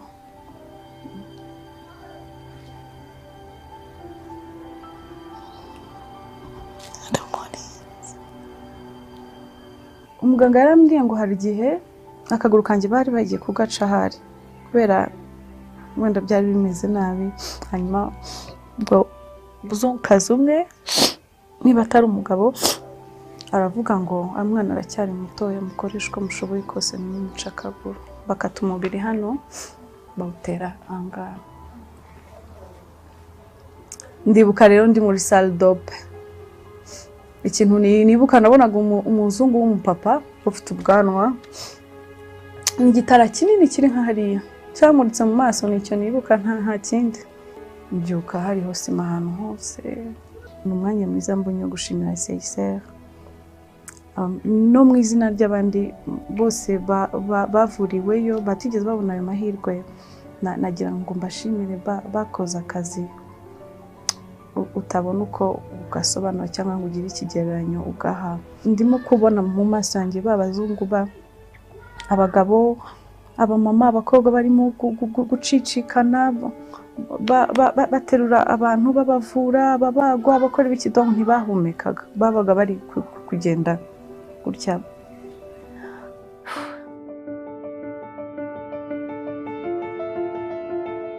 mu 1990 CICR nibwo yaje gukorera mu Rwanda kubera ko hari ibibazo by'intambara baje gusaba Croix y'u Rwanda kugira ngo tujye kubafasha muri iyo mirimo kuko yari myinshi hari harimo gushakisha ababo kwandikira imfungwa icyo gihe rero ndi umwe mu bakozi boherejeyo kujya gufasha CICR noneho bigeze muri 1994 bafashe ahantu hagari harimo aho ubu hitwa GIZ ndetse uko abantu benshi bari bahunze bafata aho hose abariho bashyira abakomeretse icyo gihe experience twagize nuko abakozi ba Croix y'u Rwanda bashoboye kuhagera babasabye ko baza bagafatanya nabo kandi bakanabafasha no kubana nabo ndetse n'imiryango yacu nanjye ndi umwe mu b'umuryango wanjye wagiyeyo ndetse n'abandi twakoranaga bari bagihari tujya gufasha CICR kuvura abakomeretse aho rero ntabwo nareka kuvuga ukuntu bafashije Croix y'u Rwanda abakozi bayo kuhaba kugira ngo banashobore kubaho kuko ubuzima hanze ntabwo bwari bworoshye. Because in the aftermath of the war, everything had needed to be reconstructed, and the authority didn't have the capacity to hold the 120,000 of detainees that were being held after that period. The ICRC was there to support, and I think that's also something we can be proud, because otherwise the situation would have been very different for thousands. And so the ICRC basically supplemented the authority for quite some time, until 2005, where the authority started to take over some of our previous responsibility, like feeding the prisoners. We were feeding prisoners every day of the year for 120,000, and also on health. And this has been a process of collaboration with the authority, and a good collaboration, basically, with important achievements. Important dimension of our program developed here in Rwanda relates to tracing, where we are trying to establish family links for people who have been separated as a reason of prevailing armed conflict or past one. We also consider the specific fate of minors who are particularly vulnerable in conflict situation, especially when they are not with the family. For unaccompanied children, we have registered over 120,000 of them, especially during the period of 94 up to 97, out of which we were able to reunify or bring back with the family only 20,000. And this also shows you how dramatic this period was, with many of these parents being killed during these terrible times. narakuze nisanga muri Ruferana nkuko nabonye mu madokima ICRC yanjye yari ibitse, nuko nagezemo ndi hagati y'imyaka 2 cyangwa 3, kuko nta na kimwe nibuka. Sinuka ngo ababyeyi banjye basaga bate, twari dutuye he, ariko kubera uwo mukozi wa ICRC n'uburyo batracingaga niwe wambwiye ati muri kuri wa muntu wakuzanye muri Ruferana agutoraguye hariyo mushiki wawe, uzagenda umurebe. Nagizeyo ndamubona, biranshimisha. Ndashimira ICRC ko yamfashije kubona byibuze mushiki wanjye. In today's Rwanda, ICRC operation, besides its traditional activities related to restoring family links, has to adapt to its reality, focusing on the peacetime dimension of its mandate. This includes prevention work, physical rehabilitation, forensic activities, as well as humanitarian diplomacy. As for prevention work, this relates to the mandate that we have received from signatories of the Geneva Convention to promote the knowledge of and the respect for international humanitarian law, also known as law of armed conflicts. This includes supporting the Rwandan authorities at the level of academic circles, police, army, judicial power in different types of activities. We have, for instance, signed MOUs with the police and the Rwandan Investigation Bureau. We are looking at a similar agreement with the Rwandan Defense Forces. And they all seek to develop the knowledge of international humanitarian law. So the ICRC organized within that frame with key stakeholders different events. Can be workshop, debates, moot courts, where students are putting in real condition of a trial related to violation of law of armed conflict. All those do contribute to a better mastering of the knowledge of this important body of law.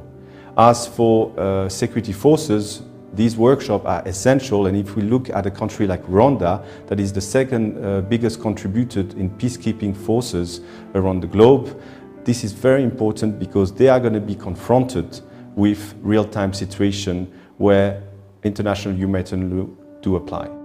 The ICRC has done a tremendous work in the Republic of Rwanda. In terms of academia, in terms of outreach, it has done a tremendous work. I got to know about the ICRC as I was a law student at University of Kigali, where they prepared moot courts and trainings of IHL, which is known as the International Humanitarian Law, and which have also helped us develop our knowledge and all the concepts of IHL. I can say there has been a very big impact. It has brought us to the knowledge that we actually don't get in class, like public speaking, moot courts, all that, given us the chance to travel, to get to know more aspects of IHL, which is basically more knowledge and also leads to the development of the law society as well. The ICRC seeks to prevent disappearance and promote dignified management of the dead. This goes through establishing best practices with key actors, such as Rwandan Forensic Laboratory, or working with the Ministry of Emergency Management on establishing mass casualty plans and other such initiatives. The key is that if you want to manage situation of crisis well, you need to be prepared. And that is what we are trying to do while supporting the authorities. 26 years and above, we have been working in partnership, and we appreciate the partnership that we have had with the ICRC. On the part of ICRC, we achieved in areas of health, sanitation. The initial water that we got in Nyarugenge prison, the tank was built by ICRC.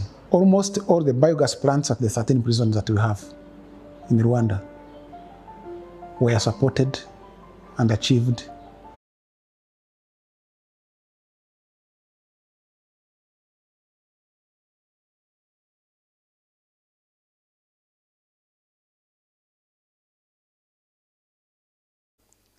Entitled IHL and Sexual Violence in the Event of Armed Conflict, and will be followed by question and answers. We will be given this lecture by Mrs. Gemma Arman, a regional legal advisor for the International Committee of Red Cross based in Nairobi. She has an LLM from the Geneva Academy of International Humanitarian Law and Human Rights, as well as a Bachelor of Laws and Legal Practice or Bachelor of Arts from Flinders University of South Australia. In addition to her current regional role, Gemma Arman has worked for the ICRC in Rwanda, Nigeria, Switzerland. Prior to working internationally, Gemma worked as a legal advisor for NGO in the northwest of Australia, and was a former associate of Justice John Mansfield of the Federal Court of Australia. Please welcome Ms. Gemma Arman.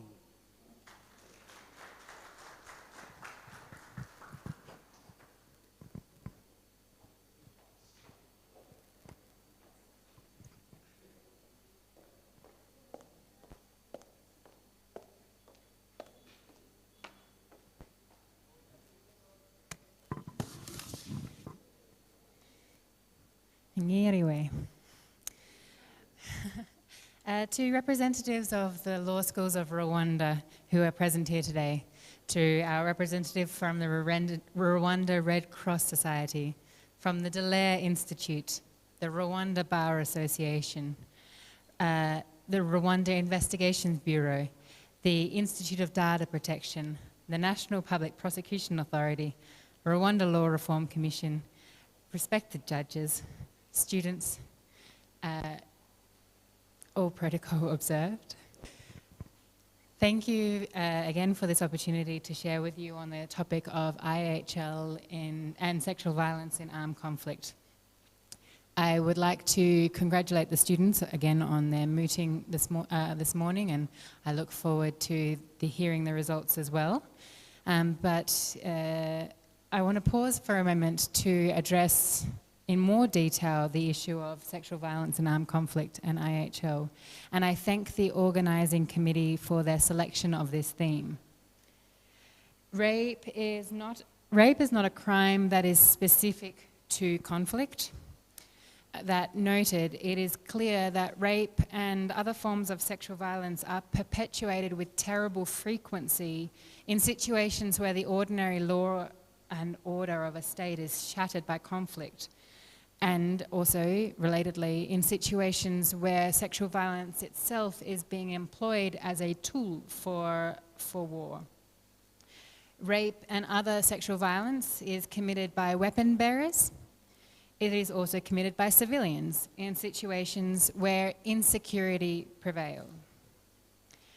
The rate of sexual violence against women and children is estimated to be 3 times higher in conflict settings than globally.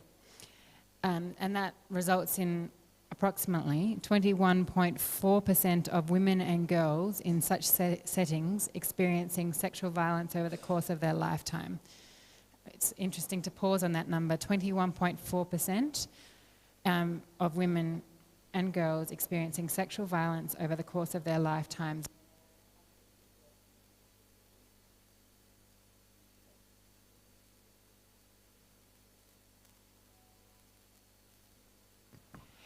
This figure is actually likely to be too small, because the problem with statistics in relation to sexual violence is that the amount of sexual violence is underreported. There are many, many reasons why women and girls choose not to report when they have been sexually violated. So even though that figure of 21.4% is so shocking, in reality, actually, it's probably not even the full extent of the issue. Sexual violence is a devastating war crime. It causes both immediate serious health consequences, as well as long-term health consequences, as well as stigma and long-term structural and societal discrimination, and relatedly economic hardship. The mooting scenario that the students have been addressing today has been examining a situation of rape as a war crime in times of, in this case, a non-international armed conflict. More specifically, the students were asked to address situations of rape by members of the armed forces against members of their own armed forces. So rape where it is within the armed forces itself. Amongst the legal issues that the students were asked to consider in this respect was the issue of nexus, the nexus between the crime and the armed conflict.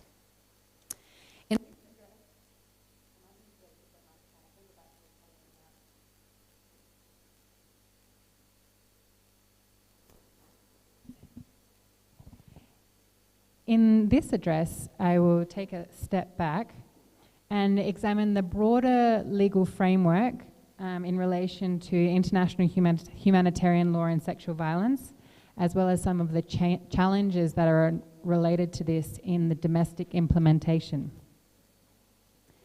So looking at the legal framework.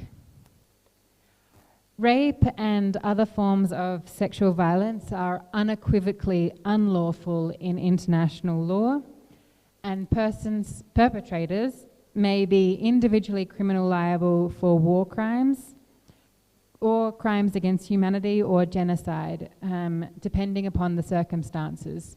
It is now well established that rape can constitute a constitutive element in the crimes of both crimes against humanity and genocide. I don't need to introduce this topic to this audience, as the circumstances in this country were in large part what helped to clarify the international criminal law in that respect. So I will focus specifically on the issue of sexual violence as a war crime. The definition of sexual violence is that it can encompass such acts as rape, enforced prostitution, indecent assault, sexual slavery, forced pregnancy, and enforced sterilization. All of these are can be considered sexual violence. Other examples that we have from international criminal law include forced public nudity, sexual harassment such as forced stripping, and mutilation of sexual organs. Sexual violence has also been considered to encompass acts such as forced marriage, forced inspections for virginity, sexual exploitation such as obtaining sexual services in relation for food or protection, forced abortion, and trafficking for sexual exploitation. Sexual violence, when committed in the context of an armed conflict, both international and non-international, constitute violations of the Geneva Conventions and additional protocols, as well as customary international humanitarian law, by which all states are bound. The prohibitions of sexual violence in the Geneva Conventions are included in part expressly, and in part we draw the prohibition implicitly from other express prohibitions.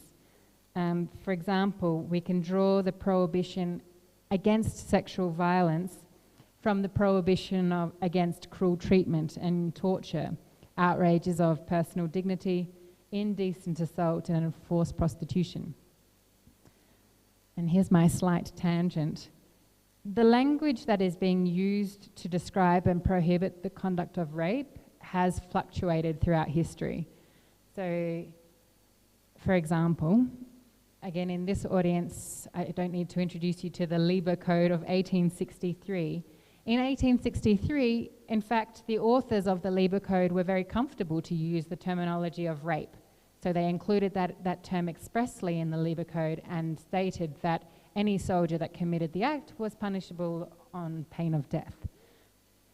But with time, I think with perceptions of modesty, the language of rape sort of exited international conventions for a period. The earliest Geneva Conventions, the Hague Conventions, they didn't refer to rape expressly. What we did see was a reference in the Hague Peace Conventions to the concept of honour of the family. And that's sort of a theme that has come up with time, where rape is explicitly linked to the honour of a family or the honour of the woman. Often it is the woman that is the subject of the conduct. So this concept of rape being a crime against honour is in fact reflected in the Fourth Geneva Convention from 1949, where rape is expressly mentioned as an example constituting an attack on the honour of a woman. I would say today, and certainly since the 1990s and the international criminal jurisprudence, the international community has become a lot more comfortable with identifying rape as a crime, full stop, without needing it to attach it to anyone's honour. This brings us back to the Geneva Conventions. So I've already mentioned that GC4 expressly includes a prohibition on rape in relation to civilians. For Common Article 3, and also for the Third Geneva Convention and its protection on prisoners of war, the prohibition against sexual violence is not expressed, but it is implied. So Common Article 3 prohibits violence to life and persons, including cruel treatment and torture and outrages upon her personal dignity. The laws and the statutes of the international criminal tribunals have made it clear since that sexual violence can of course amount to one of those things or more of those things. So often acts of sexual violence will be categorized, for example, as both violence to life of a person and also outrages upon personal dignity. The Third Geneva Convention for the protection of prisoners of war also does not expressly address sexual violence, but the protection against sexual violence is implicit in the protections, for example, requiring the respect of the person and the honour of the prisoner of war, and that's not gendered, and so we can take from that that there is a need to respect or to protect against sexual violence against men and women.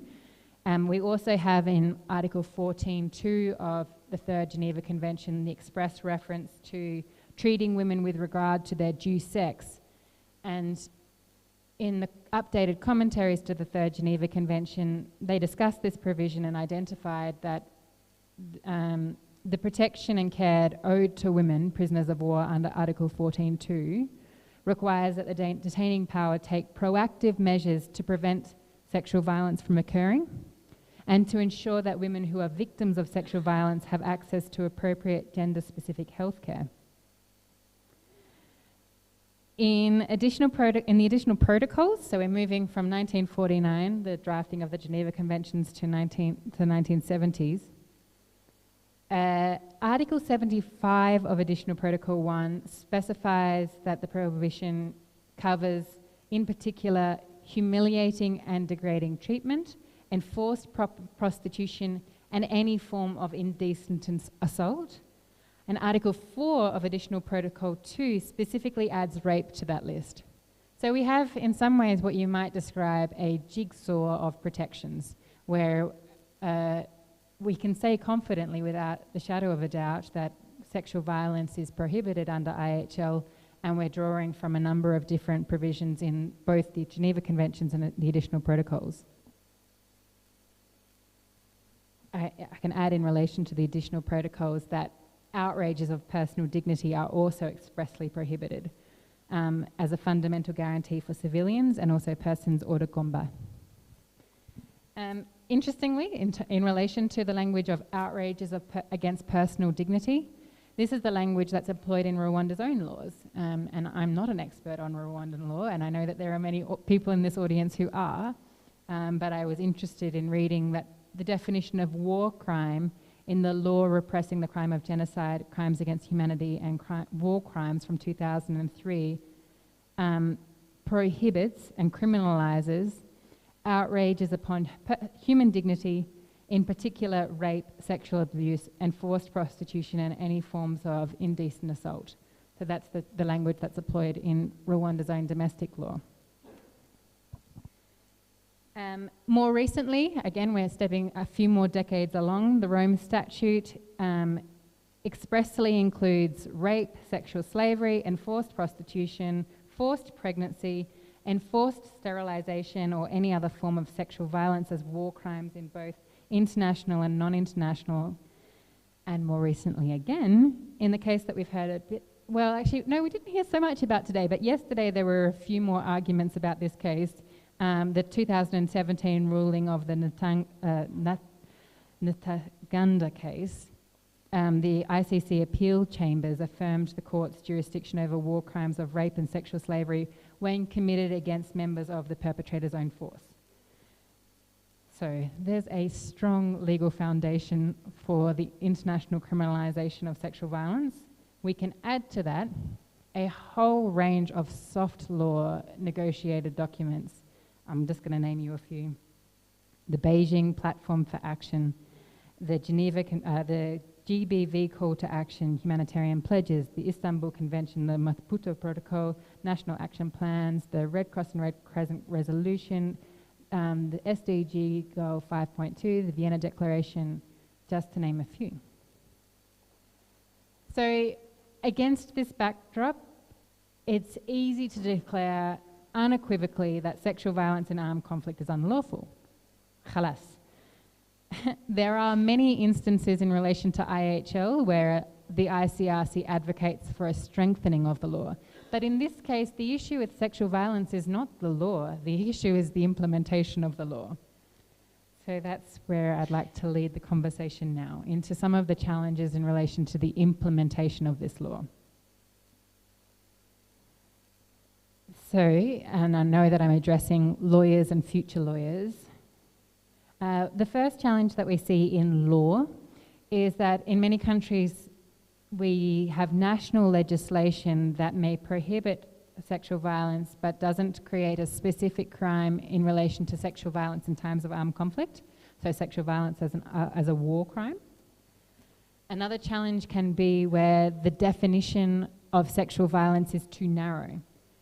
So we see in some countries legislation that contains stereotypes about what sexual violence involves.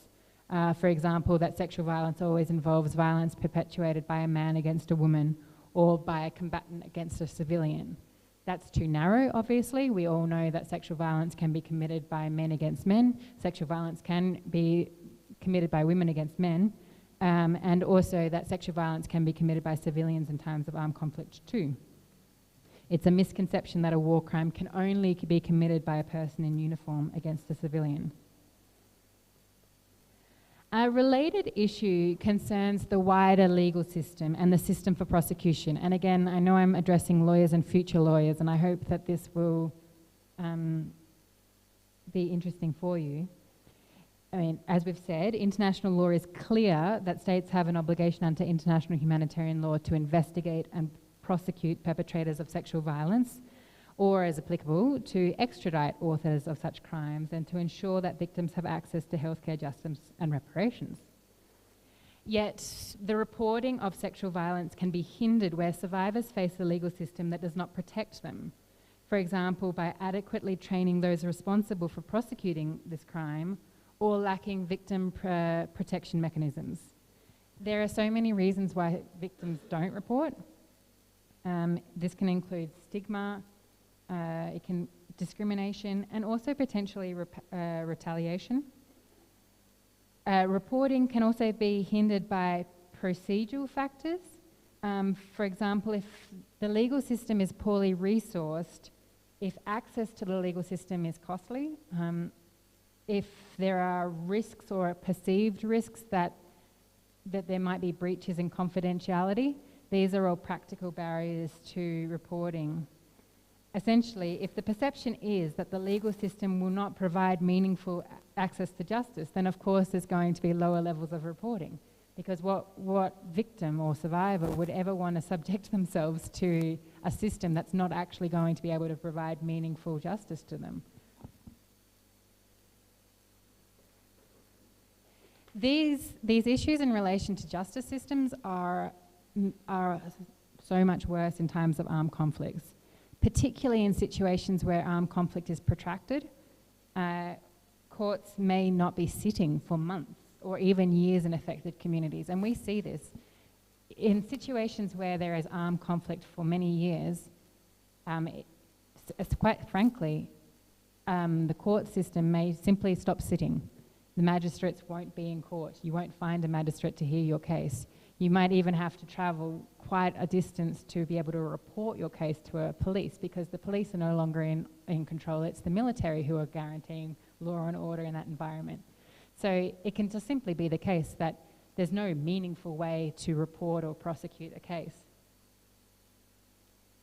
The ICRC did conduct some research specifically in relation to DRC and South Sudan on the prevalence of sexual violence, and this research was on the male perceptions of sexual violence.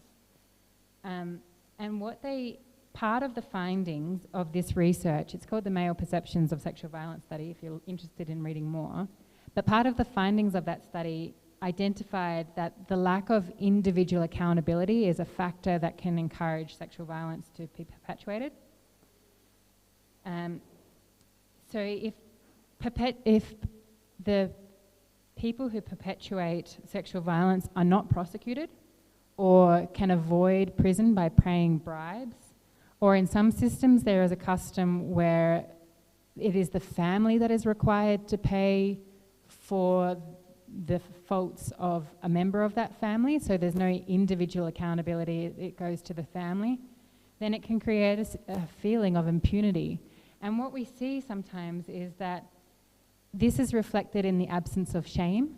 When sexual violence is committed, we see shame on the part of the victim. The victim is stigmatized. The victim is the person who is considered to have been dirtied in some way by the act, but there's no corresponding shame on the perpetrator, even if it's been publicly identified who that perpetrator is. So the lack of an accountability system basically means that there is, or it can create the result that there's no form of retribution or individual responsibility on the part of the perpetrator. And that means that there's no deterrent effect. Another legal issue we see in relation to sexual violence, reporting of sexual violence, is regulatory systems that fail to be victim-centric. And a simple but quite common example of this is mandatory reporting requirements. So what we see in many countries is a mandatory obligation for health staff to report victims of sexual violence to authorities before, during, or even after, during, or after accessing the health services. These mandatory reporting requirements are a huge barrier to protecting victims of sexual violence. Essentially, they fail to make the health and well-being of the survivor the ultimate priority. Mandatory reporting can deter victims of or survivors of sexual violence from seeking healthcare where they need it. And I should say that these are not hypothetical issues. These are issues that are very live in our region. Any of you, and I'm looking at the next generation, who end up engaging in international law or working for international organisations and working in the area of sexual violence, these are the issues that you will be dealing with on a day-to-day level, because these are the issues that affect survivors of sexual violence today. So what we see is that the impact of mandatory reporting can be particularly severe in contexts where the provision of healthcare is conditional upon the victim or survivor first filing a report and then receiving a referral from a police. Again, this is not a hypothetical. These are real situations where you cannot access healthcare before you have done your police report. As you can imagine, there's a whole range of reasons why victims of sexual violence might choose not to report to the police. For example, the lack of trust that has already been identified. But that can mean that they don't have access to the critical healthcare that they require in a timely fashion. In countries where there are systems of mandatory reporting, there are reports of medical practitioners considering themselves unable to provide medical care prior to receiving the police report about the incidents. And this can cause dangerous delays in care, particularly in responding to the sensitive time-related aspects of sexual violence care, such as HIV and unwanted pregnancies. A related issue in the system is where there is a risk of the victims of sexual violence being countercharged if they report the crime. So this can occur in situations where there are laws that criminalise acts such as adultery, even where the act is non-consensual, or homosexuality. So it can mean in certain circumstances, even if you're a victim of the crime, you might face criminal charges when you report the sexual violence, and therefore deterring reporting again. So these are some of the challenges that we see on a regular basis in relation to the legal frameworks governing sexual violence in times of armed conflict. There are, in addition, a whole range of practical challenges, and I'm certainly not an expert in this, but I will just report on a few, particularly in relation to addressing the health needs of victims. To ensure that the health needs of victims are adequately cared for, the first responders need to be aware of the health consequences for victims, and they refer in the literature to a 72-hour imperative need for care. So finding adequate health care in times of armed conflict is hugely challenging due to the insecure environment.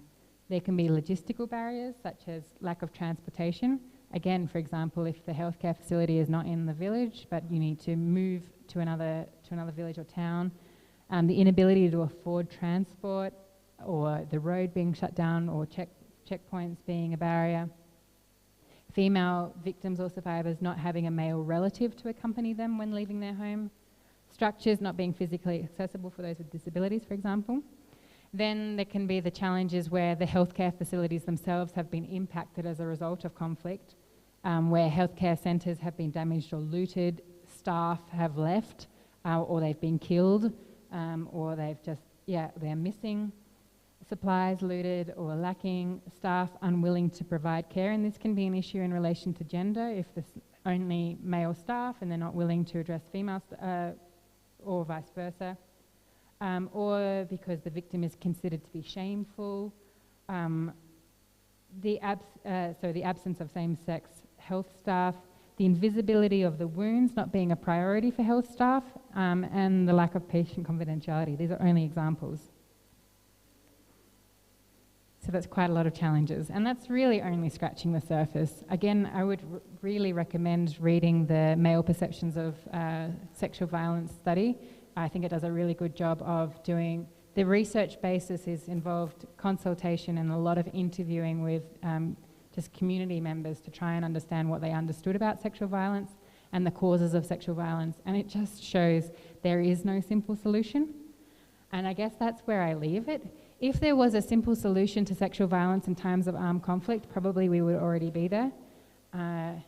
These are complex issues and they can only be addressed involving a multidisciplinary approach. And I know that I'm looking at a room where most of you will be engaged in the legal profession, and so my appeal to you is to use your work, wherever you end up, to be part of the solution. Lawyers are not the full solution. The healthcare sector is not the full solution. The police are not the full solution. The military are not the full solution. It requires a multidisciplinary approach. So what I would say for the lawyers in the room is that I will refer you to a resource that may be useful for you when you engage on this file. And that's the checklist for domestic implementation of IHL prohibiting sexual violence. This is it's a really nice tool that enables us to assess our domestic legal framework and determine whether or not our domestic legal framework has in place the necessary prohibitions, but also the system for ensuring accountability for sexual violence. This checklist was developed in consultation with the Red Cross and Red Crescent Movement Working Group on sexual and gender-based violence. And its purpose is to equip legal advisors to improve domestic laws related to sexual violence and armed conflicts. It's comprehensive, it's clear. I can say this, I didn't write it, so I'm quite objective in this one. It really is a very nice tool. It's really well written and I think quite user-friendly. And I hope it will be a useful tool for you in examining the legislative framework in this case in Rwanda. And in that sense, my final word is to say that the ICRC is committed to engaging in this topic in a multidisciplinary way, and we would of course be delighted to assist any state seeking to use this tool to examine their legislative background and identify any gaps that can be filled. So that's the conclusion of my presentation in addressing what I hope I've addressed for you today is a background on the international prohibitions on sexual violence in times of armed conflict, providing some background on both the express and implicit prohibitions, as well as providing a small summary of the challenges that can exist within legal systems and a very brief introduction to the challenges that exist outside the legal system. But I will finish there and open the floor for comments or questions. Thank you.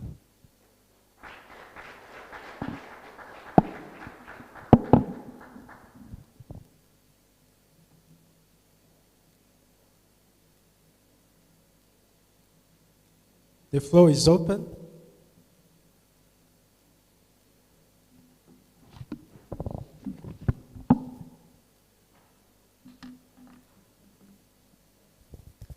Thank you, Gemma. Very great presentation and lecture. Just wanted to hear more about the thing that you tackled of the international law focusing on protection of victims and ignoring the protection of the honor of the perpetrators or the accused, because it has been seen clearly in so many cases that some of the people who were accused, their names have been tarnished before the international community. And when so basically what I'm asking is, what do you as Gemma or as someone from the ICRC, do you recommend that should be added into international law, or whether the legal text or even practice, to accommodate for even defending the honor or protecting the honor of the victim? No, not only the victim, but also the accused. Thank you.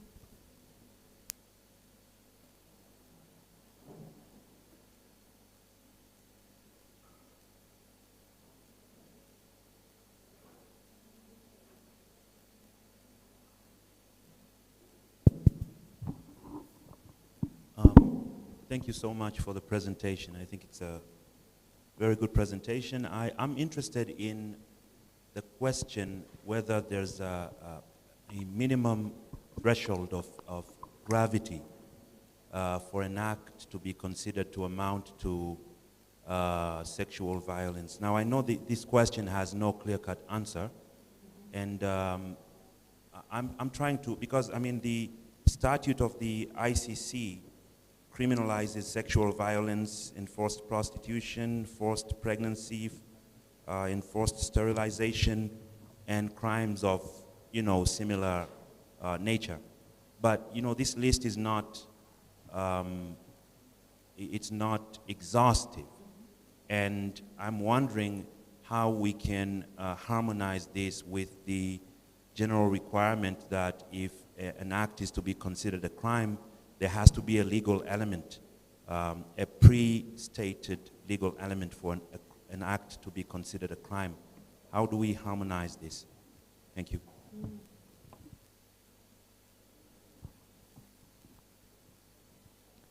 Thank you so kindly for your presentation.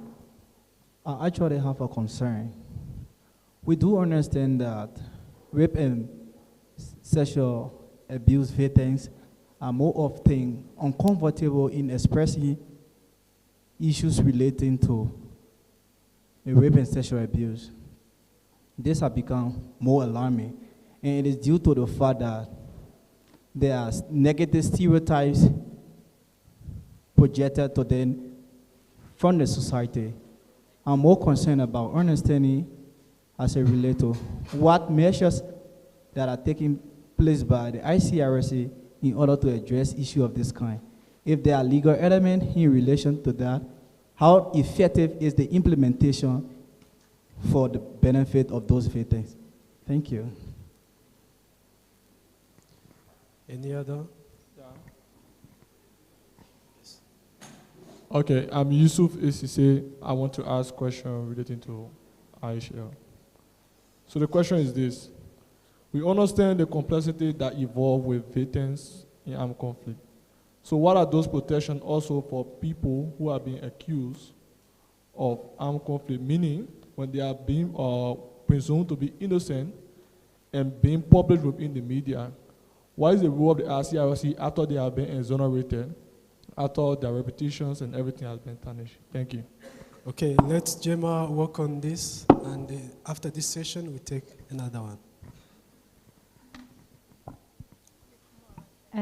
So the first and fourth questions are related, which both concern the what do you do to address the reputation of the accused. To be honest, I don't have a clear answer on that. That's a very complicated issue.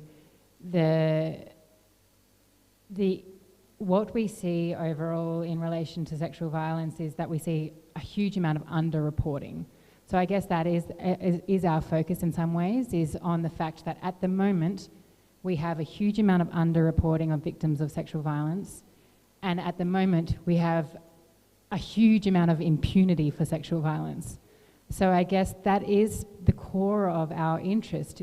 If we're having to address a needs-based approach to addressing an issue, we focus on the issue of the greatest need, which is, in this case, the huge unmet needs of this 24.3% or 20.3% of the population that have experienced sexual violence. I don't have a clear answer in relation to criminal justice mechanisms to protect the accused. That's a very difficult issue. Sorry. In relation to the second question, which was how do you deal with the situation where you have a non-exhaustive list of sexual violence acts in a system where, for criminal liability, you need to have certainty of the law. You need to have the principle of legality met. This is where I would draw a distinction between international criminal law and IHL. I would say for international criminal law, absolutely, for the principle of legality, we have to have clearly defined crimes. While in international humanitarian law, we can identify something as being a violation based on the interpretation that's current on the day and recognizing a non-exhaustive list. I should say, though, that the definition The definition of sexual violence that is encouraged to be implemented into domestic law from the ICRC's domestic law checklist does encourage a non-exhaustive list or a non-exhaustive definition of sexual violence. So that is also a challenge. The third question, I think, was in relation to what is the ICRC doing to support victims of sexual violence. Did I understand that question correctly? It was more of a broader question about what are we currently doing to address victims. The first and most important point is that the responsibility lies with states. It doesn't lie with international organisations. It doesn't lie with NGOs. The obligation to ensure an effective means for prosecution for accountability lies with states. And so that very much governs the way that the ICRC works. We try to support states in putting in place systems that will enable victims to have a safe space to report and also to receive the adequate medical care that they require as quickly as possible. So our work is always, in relation to sexual violence, depends upon the states. It depends upon supporting states. And this is why we have, for example, this domestic law checklist. The idea is to support states in assessing their own legal systems so that the states can undertake that assessment and then the states themselves can implement the system. It has to be that way. There's no way that international organisations can address this issue by themselves. I guess in relation to that last point, and going back to my earlier point about the huge complexity of this issue, is that sexual violence will only ever be addressed in a meaningful way once we have addressed inequality between genders, the availability of weapons, unemployment, meaningful law enforcement. So these are all such huge issues, and that's what the study from the Male Perceptions of Sexual Violence report showed us, is that there's no way of addressing sexual violence until we look at these underlying issues as well. So again, our role is to support states in trying to create a system that provides for meaningful accountability for perpetrators of sexual violence.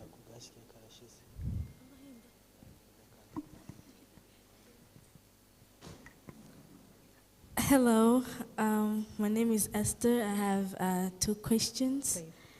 The first question goes like, are there elements as to how crimes can be established in their categories? And in this instance, I'm talking about the sexual violence, with them being reflected on who raped who and in what conduct. Because I believe there comes a little bit of a confusion as if a crime happened in a conflict and on who the conduct was being done to. I'm wondering, what if it was a civilian raping a civilian in the situation of an armed conflict? Is this taken as a war crime? And the second question goes, choosing to keep quiet by the victims kind of brings to the confusion of exactly what number of rape is sexual violence on. And and yet the law also brings about the protection of the victims in the anonymous way of giving testimonies. Is that so? Please tell me if yes. And doesn't this bring an effect to the people that should be punished for the crime of rape? If actually the law is giving the rights to them being kept anonymous because of their protection, but then again, this is also bringing to the stopping of those who actually have been committed the crime too, but cannot come out to talk about it. Thank you. Okay, any other questions? So, understanding the fact that armed groups use rape as a military strategies that we all know, what has been ICRC role in making armed group understand the implications of their actions toward victims of rape? Thank you. I'm Amisa. I have a question regarding rape as a war crime. For instance, rape taking place between members of the same forces. I would love to hear, does this constitute a war crime specifically under IHL? Thank you. Any other one? We take one and okay. So in relation to the first question, as I understood it, was in relation to how do you identify whether a crime committed in times of armed conflicts is a war crime as opposed to just the ordinary crime of rape. So in the same way that theft can occur during times of armed conflict and it's not always pillage, that's also the case in relation to rape and sexual violence. The key question legally is whether there is a nexus, between the crime and the armed conflict. So I have in front of me the domestic implementation checklist because it's very clear. I keep selling you this product because it's a very clear product. But what we have is that the act must be closely related to the hostilities for that act to be committed in the context of armed conflict and for IHL to apply. So acts that do not have a nexus to the armed conflict remain governed by domestic law and applicable human rights. The fact that a crime was, and this goes to the last point, the fact that a crime was committed by members of an armed force against members of their own party shall not be grounds to deny the victim protection. So in practice, what we would say is situations where, and these are just examples, but if a person is wearing a uniform and they commit an act of sexual violence in times of armed conflict, then that would have a clear nexus. If the acts of violence are being used in a widespread fashion against a community, particularly if it's against a perceived enemy community, then clearly that has a nexus. There is quite a lot of international criminal law jurisprudence on this point. I'm not going to go into all of it because it will be too lengthy. But if you do have a look at the domestic implementation law checklist, it's on page 9. There's a whole list of international criminal law jurisprudence that addresses the issue of nexus. And then I'm going to jump to the last question in relation to, is sexual violence committed by one member of an armed group against a member of his own armed or her own armed group, does that have a nexus? This is obviously the topic of count 2 of the MOOT today. And the ICC Appeals Chamber decision of Nataganda is pretty persuasive on this matter. Paragraphs 2 and 51, a member of an armed force or group may still be protected against a war crime of sexual violence when it was perpetuated by a member of their own armed forces or group. A person may be a victim of a war crime of sexual violence even if they do not meet the definition of a protected person under the grave breach provisions or Common Article 3. So that's pretty persuasive in that respect. Then the question from the gentleman at the back in relation to what does the ICRC do in dialoguing with armed forces or armed groups in relation to this matter. First, I would reiterate that when it comes to IHL, the primary responsibility of ensuring IHL is respected by members of the armed forces lies with states.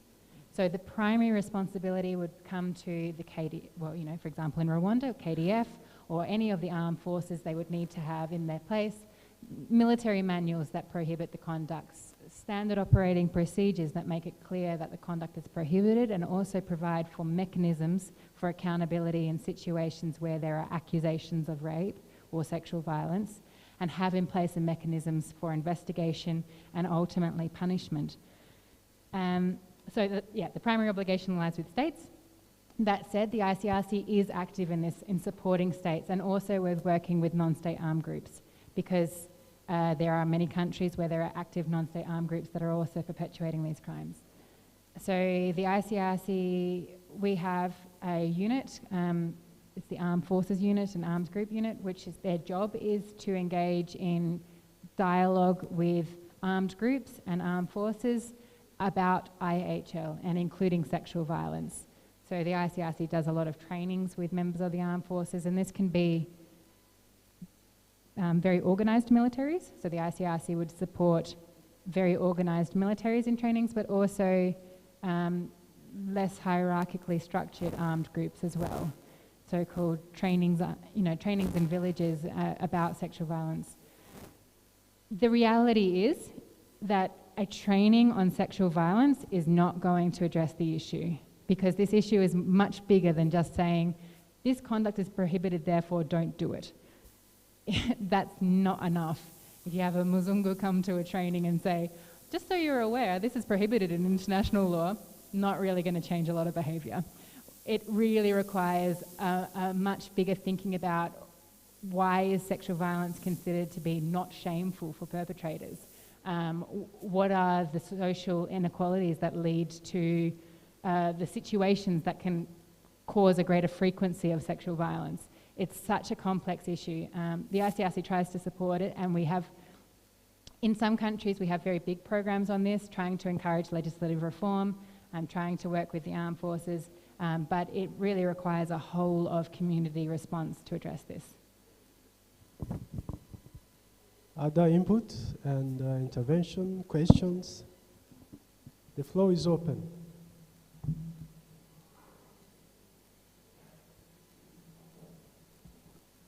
No other questions? Jim, I think they are satisfied. Thank you very much for your time.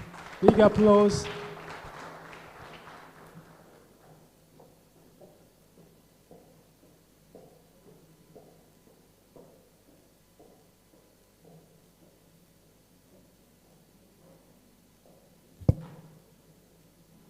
So now the plan is, we are going to watch a short movie which will show us all activities of ICRC in Rwanda. Camera crew.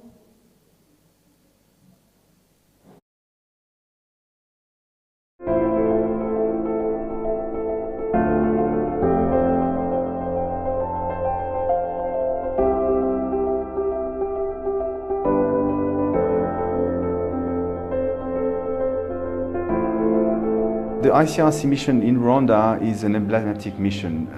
Emblematic because of its length, because of the very difficult time we accompany the people of Rwanda through, starting with the war, then going through the genocide against Tutsi, where the ICRC was the only international organization staying in the country beside MSF, and during this period, especially at the heights of the genocide, I mean, the ICRC was able to save tens of thousands of lives.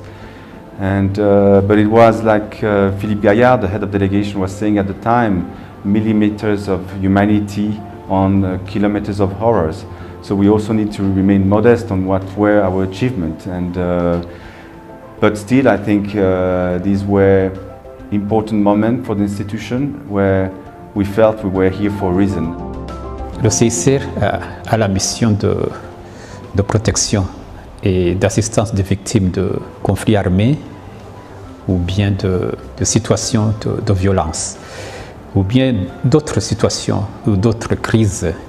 Donc là, le CICR est toujours là et c'est pourquoi vous voyez le CICR dans des pays en conflit, l'opérer en Somalie, en Syrie, là où il y a des crises. Le CICR a été ici pendant le génocide. Il a aidé, il a assisté donc aussi les victimes. C'est pourquoi vous le voyez ici.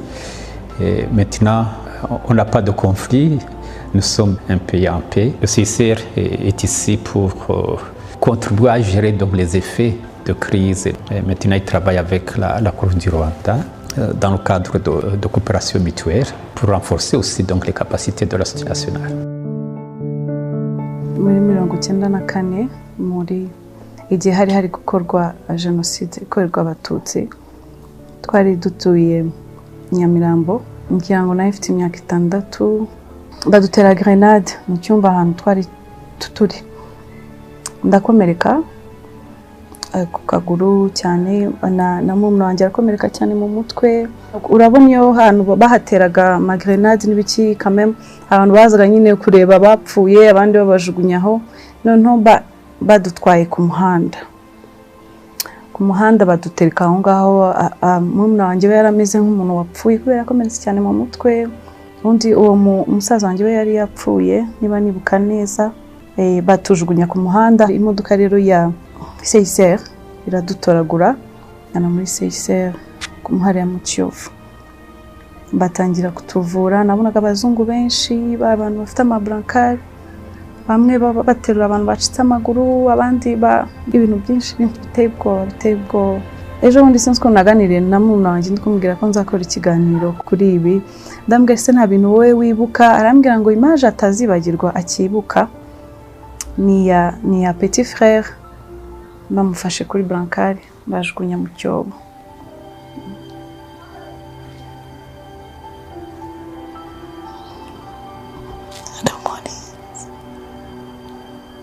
Umuganga yarambwiye ngo hari igihe akaguru kanjye bari bagiye kugaca hari kubera wenda byari bimeze nabi, hanyuma ubwo buzunkazi umwe niba atari umugabo aravuga ngo umwana aracyari mutoya mukoreshwa mushoboye kose n'umuca akaguru, bakata umubiri hano bawutera ahangaha. Ndibuka rero ndi muri salle d'ope, ikintu nibuka nabonaga umuzungu w'umupapa ufite ubwanwa n'igitara kinini kiri nka hariya cyamuritse mu maso, nicyo nibuka nta kindi. Mbyuka hariho sima ahantu hose, ni umwanya mwiza mbonye gushimira HUMANITARIAN no mu izina ry'abandi bose bavuriweyo batigeze babona ayo mahirwe. Nagira ngo mbashimire bakoze akazi utabona uko ugasobanura cyangwa ngo ugire ikigereranyo ugaha. Ndimo kubona mu maso yanjye b'abazungu abagabo, abamama, abakobwa barimo gucicikana, baterura abantu babavura, babagwa, bakora ibikidongo ntibahumekaga, babaga bari kugenda gutya.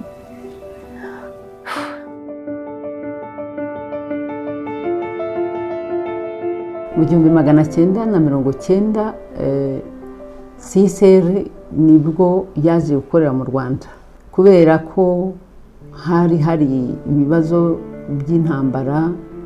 Baje gusaba Croix y'u Rwanda kugira ngo tujye kubafasha muri iyo mirimo kuko yari myinshi.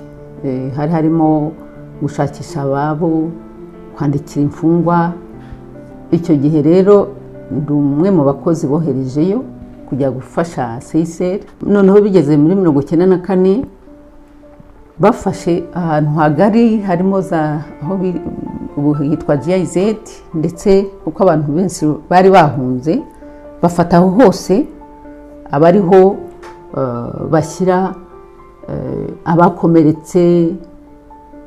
Icyo gihe experience twagize nuko abakozi ba Croix y'u Rwanda bashoboye kuhagera, babasabye ko baza bagafatanya nabo kandi bakanabafasha no kubana nabo ndetse n'imiryango yacu.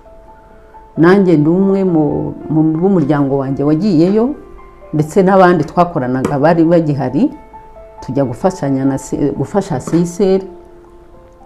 HUMANITARIAN kuvura abakomeretse. Aho rero ntabwo nareka kuvuga ukuntu bafashije Croix y'u Rwanda abakozi bayo kuhaba kugira ngo banashobore kubaho, kuko ubuzima hanze ntabwo bwari bworoshye. Because in the aftermath of the war, everything needed to be reconstructed, and the authority didn't have the capacity to hold the 120,000 of detainees that were being held after that period.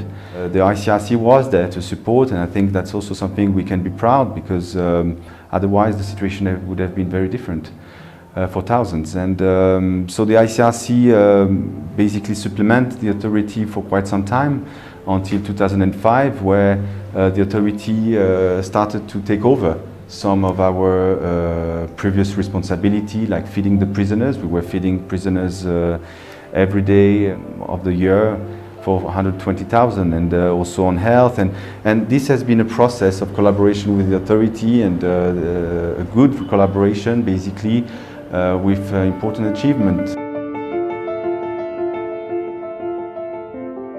Important dimension of our program developed here in Rwanda relates to tracing, where we are trying to establish family links for people who have been separated as a reason of prevailing armed conflict or past one.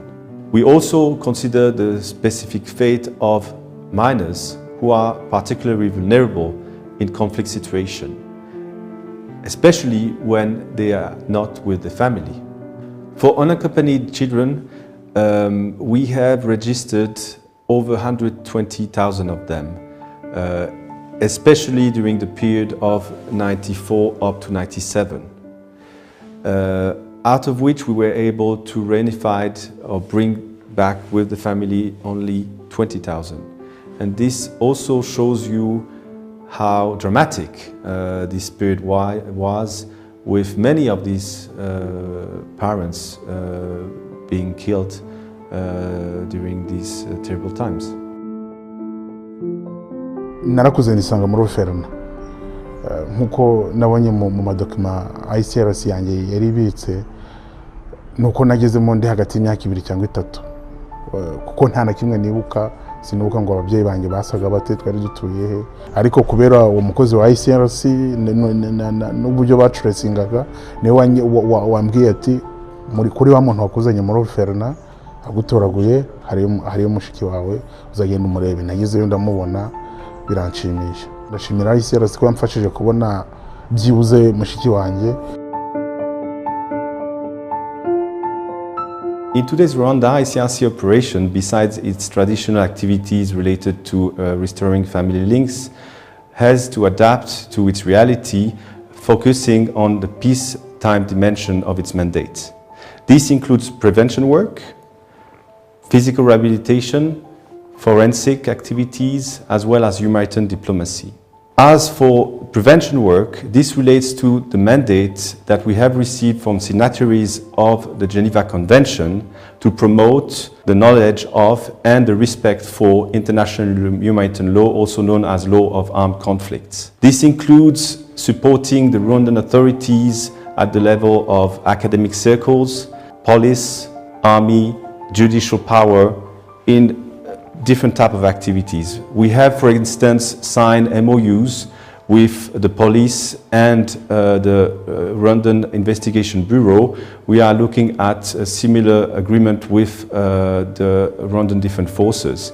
And they all seek to develop the knowledge of international humanitarian law. So the ICRC organized within that frame with key stakeholders different events. Can be workshop, debates, moot courts, where students are putting in real condition of a trial related to violation of law of armed conflict. All those do contribute to a better mastering of the knowledge of this important body of law. As for security forces, these workshops are essential, and if we look at a country like Rwanda, that is the second biggest contributor in peacekeeping forces around the globe, this is very important because they are going to be confronted with real-time situation where international humanitarian law do apply. The ICRC has done a tremendous work in the Republic of Rwanda. In terms of academia, in terms of outreach, it has done a tremendous work. I got to know about the ICRC as I was a law student at University of Kigali, where they prepared MOOT courts and trainings of IHL, which is known as the International Humanitarian Law, and which have also helped us develop our knowledge and all the concepts of IHL. I can say there has been a very big impact. It has brought us to the knowledge that we actually don't get in class, like public speaking, MOOT courts, all that, given us the chance to travel, to get to know more aspects of IHL, which is basically more knowledge and also leads to the development of the law society as well. The ICRC seeks to prevent disappearance and promote dignified management of the dead. This goes through establishing best practices with key actors, such as Rwandan Forensic Laboratory, or working with the Ministry of Emergency Management on establishing mass casualty plans and other such initiatives. The key is that if you want to manage situation of crisis well, you need to be prepared. And that is what we are trying to do while supporting the authorities. 26 years and above, we have been working in partnership, and we appreciate the partnership that we have had with the ICRC. On the part of ICRC, we achieved in areas of health, sanitation. The initial water that we got in Nyarugenge prison, the tank was built by ICRC. Almost all the biogas plants at the 13 prisons that we have in Rwanda were supported and achieved by having the partnership with ICRC. The area of health and sanitation, ICRC helped RCS to get the chlorine stations at prisons. And this chlorine is very important. We got support of ICRC to make bunk beds in new prisons, mainly Rubavu, Rwamagana, and Nyarugenge.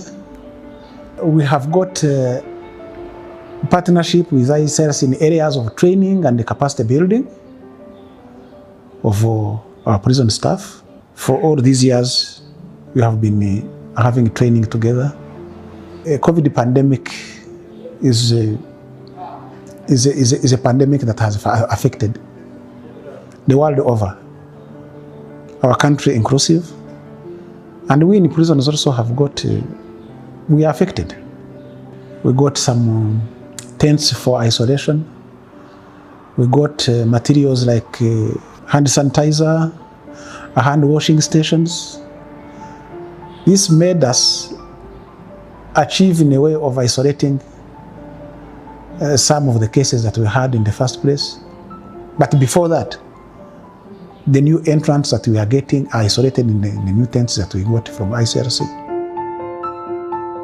Our physical rehabilitation program considers people affected by disabilities that can come as a result of an accident, by birth, or by aging or sickness. What we are trying to do is to engage with the Rwandan authorities at different levels.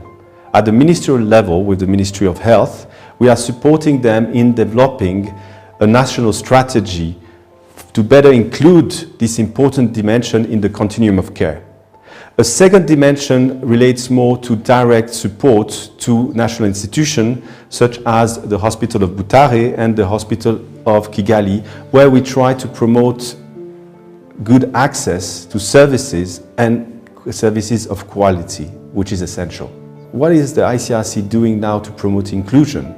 We work with different partners, including the Paralympic Committee, where we try to promote sport for disabled people, because that's a key factor for inclusion. But there is also the need for job creation, and I take this opportunity to remind that it is our collective responsibility to try to have this population better included and involved in the network of businesses that are present here in Rwanda or in other countries. Another important dimension of the ICRC work being carried in Rwanda is humanitarian diplomacy, where our institution is trying to promote debate and exchanges on important issues that do affect population in armed conflict.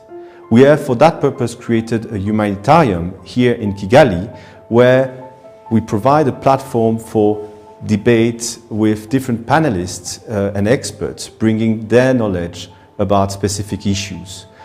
Can be about climate change and armed conflict, the scars of war, or data protection in the digital world. There are many different dimensions. Another dimension of that specific issue relates to our engagement with the Rwandan government, because we believe that they can and must be involved in some of those themes that can make a difference for the population affected in armed conflict. 30th anniversary, I think, is a good moment to reflect on your past and on what is coming up. I think this is what we have tried to do as an institution and as a delegation in the last year. I'm very pleased with what we have been able to develop, the good collaboration extended with the authorities, and I look forward to address some of the challenges remaining as a way to improve our response in Rwanda and in the region.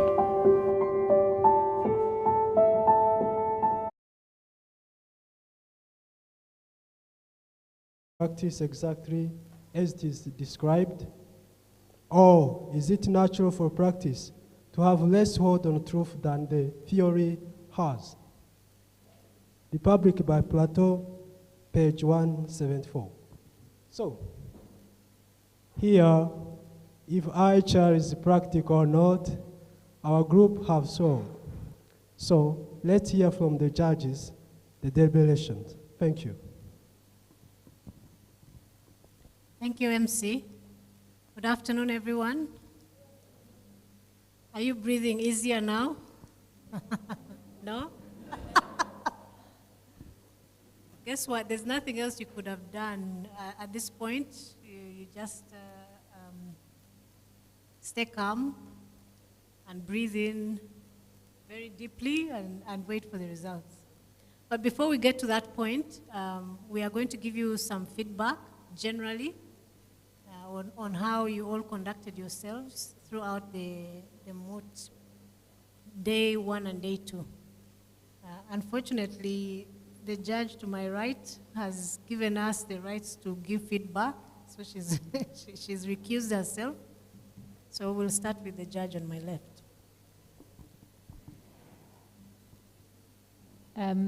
First of all, I want to congratulate all teams who've participated in this competition.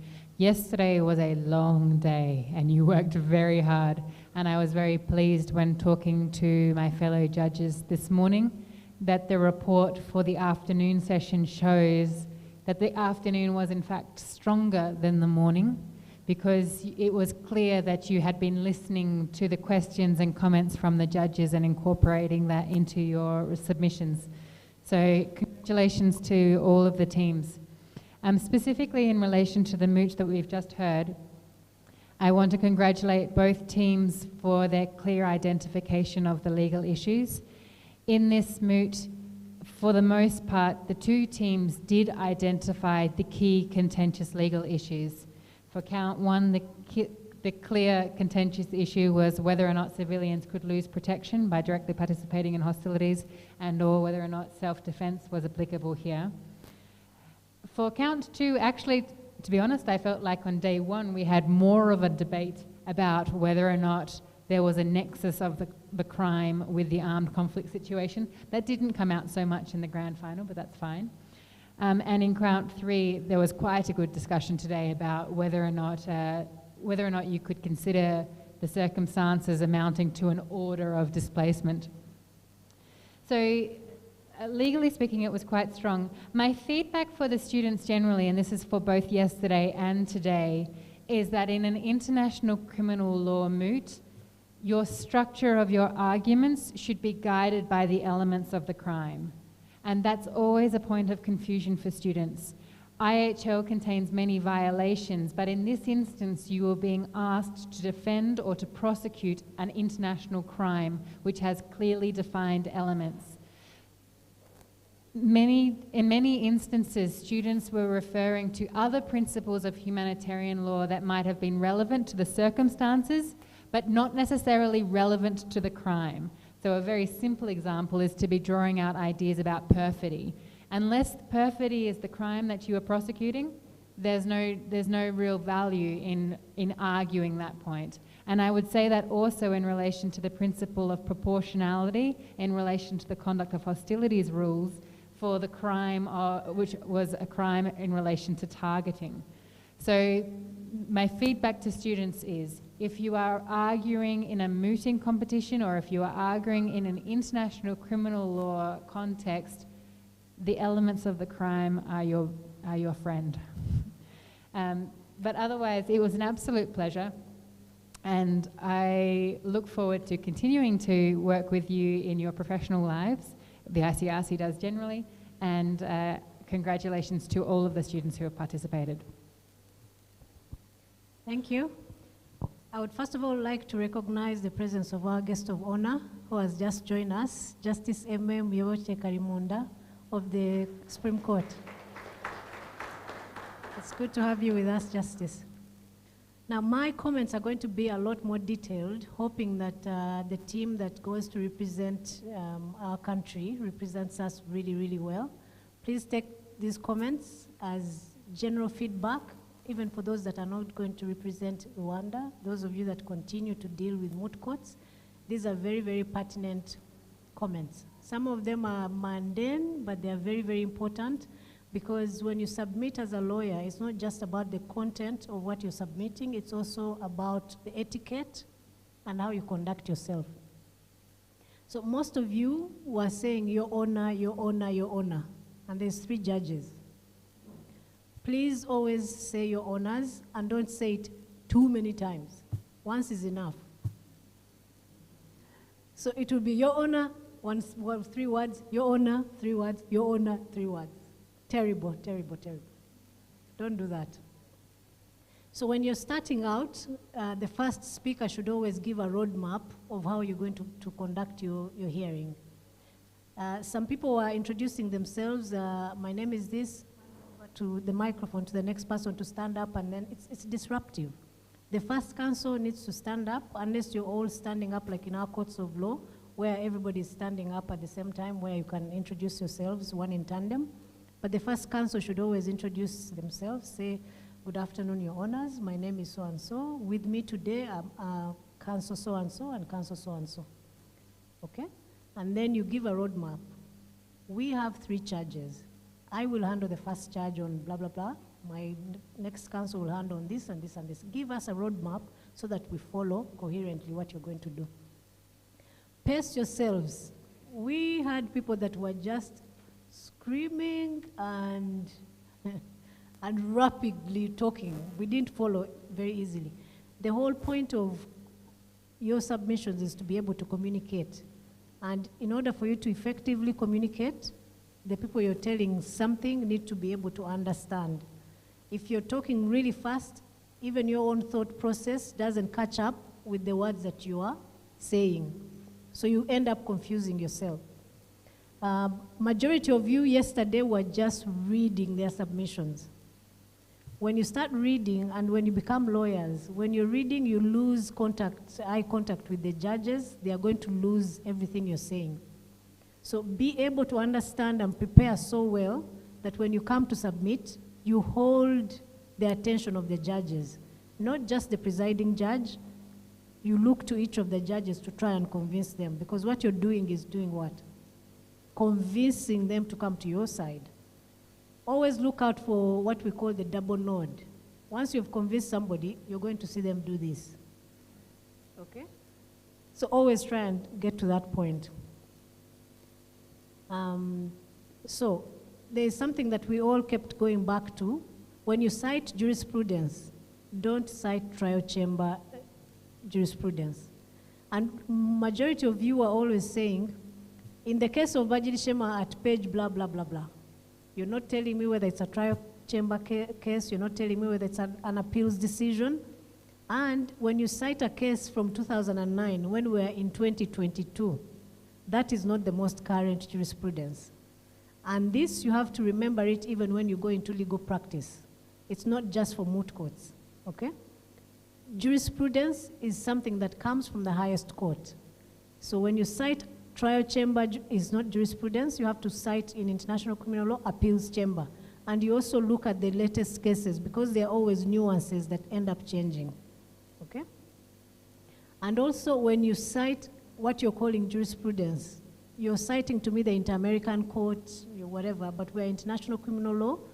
Tell me why you're citing that and not an ICC jurisprudence, not ICTY, not ICTR, not the International Court from Sierra Leone. Why are you telling me about, you can tell me, listen, I don't have pertinent jurisprudence that is binding, like for our Court of Appeal in the ICC, but there is this that can give guidance or persuasion purposes, not binding, okay?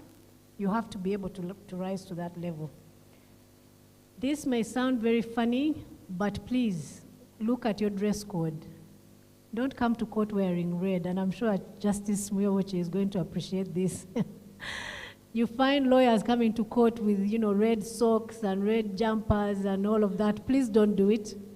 There are colors that are appreciated in our legal practice, and that is black, the grays, dark brown, and all of that. Please. No, this is just for people going forward. My fellow judge said you're worrying people that were wearing red ties, but you're going into legal practice, and we need to put you on the alert that it's not right for you to do that. So there's one team that did this and did it very, very effectively. When you sit in a hearing and prosecution counsel is submitting, when you're on the defense, when you stand up to make your first submissions, you should always already be responding to what they're saying. Because in law, the burden of proof is always on the prosecution. All you're doing as defense is punching holes into their case. So you may already have your own response that is different from what they're saying. You need to be able to tailor your arguments already to what the prosecution was saying. Part of winning is preparation. I got the sense that many of the teams were actually preparing as we went along in the competition. So you have to be able to have your facts by your hands. I asked a question at one point, how many victims were killed and how many died on the other side?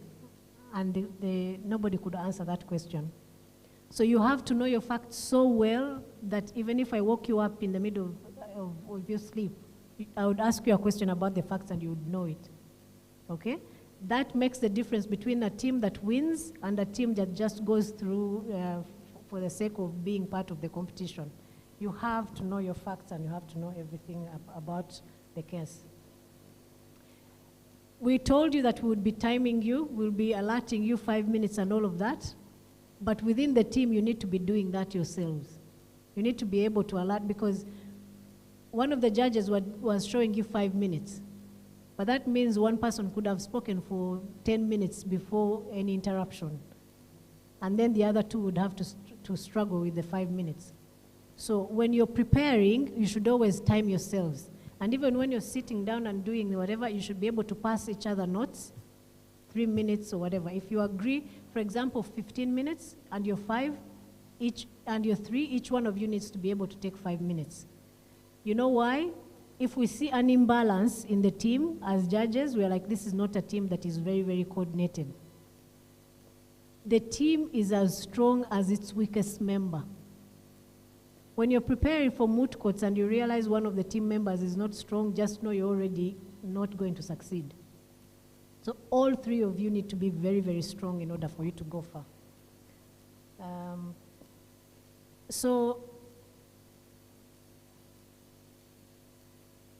We had, when it comes to etiquette, we had teams saying, standing up and saying, hello, greetings.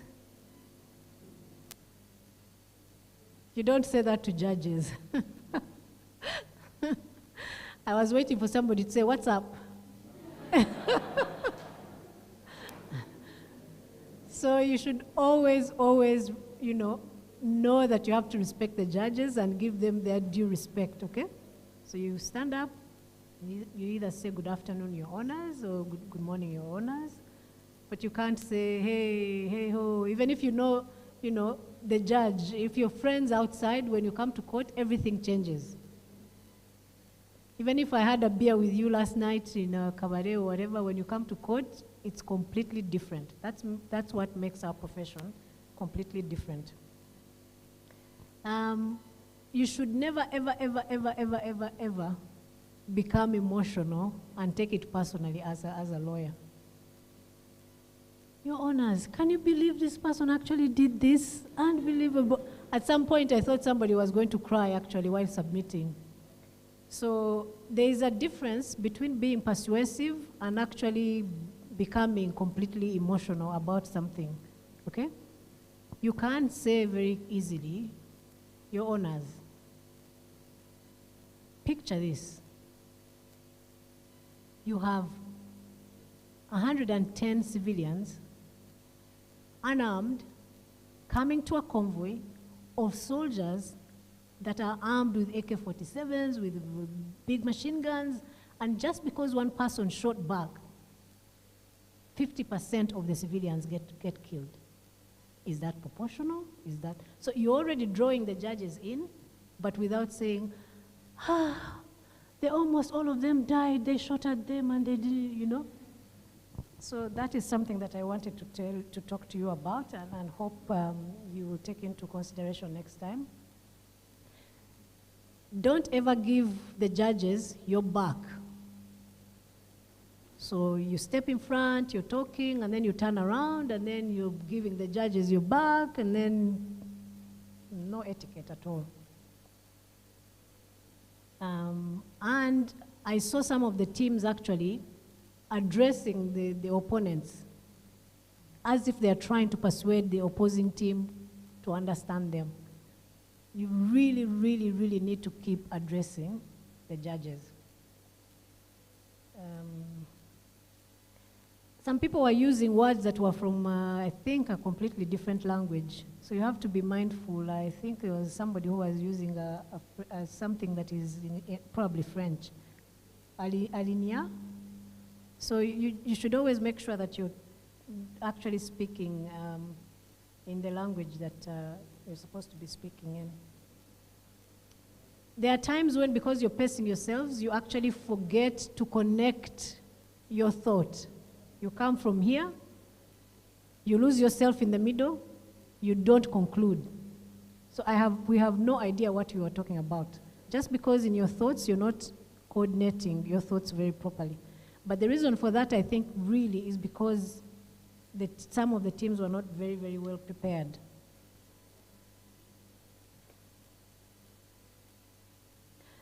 I'm not quite sure you can say co-councils, and this is a mistake that everybody makes. Council is council, right? In plural as well. So just know that you should never say councils in whatever context. It's always council, whether they are 100, whether it's one, and I think even lawyers in practice are making the same mistake. When you make a mistake, don't say, sorry, you say, I beg the court's indulgence, because there is a certain etiquette in court that people are supposed to do. Now, when you do all those things, that is the way you will be able to win moot courts, okay? So the team that is going to win today, that is going to represent Rwanda, please, please, please, please, practice, practice, practice, and know your information. When you realize the judges are asking you questions, just know they're pushing you because you're already giving them something that tells them that you could be able to answer these questions. If you don't get questions, just know you have not impressed the judges at all, so they're not even going to bother asking you questions, okay? That's all I had. And now to the next phase. We are going to announce the winners.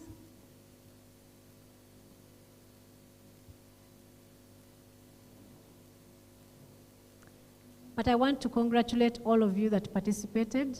The standards this year were really, really high. Those of you that have not been involved before probably wouldn't tell, but the sense of argument, the grasp of materials, it's improved quite a lot. So you should all be very, very proud of yourselves.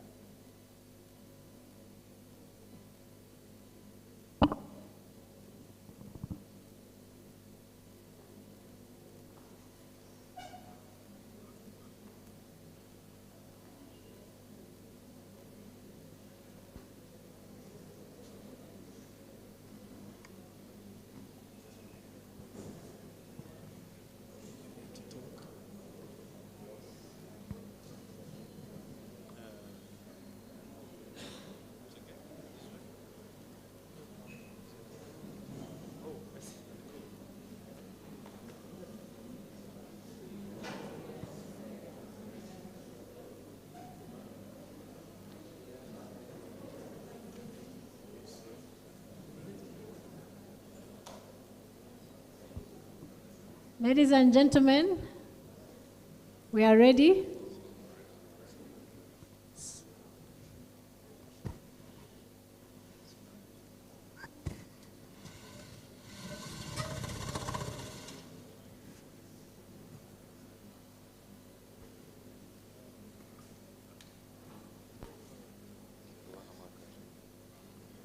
Hold your breath. The runner-up team is You Okay.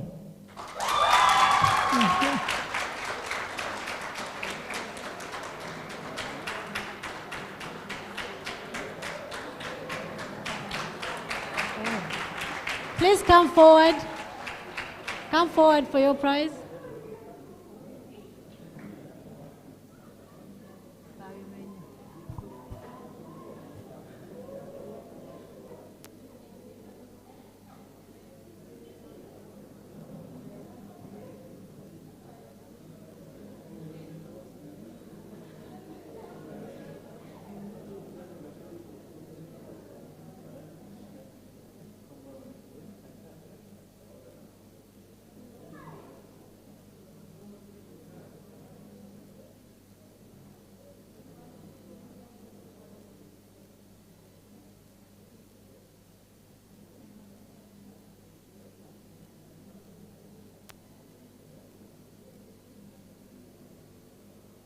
And the winning team of the 2022 IHL ICRC MOOT Court is the University of Rwanda.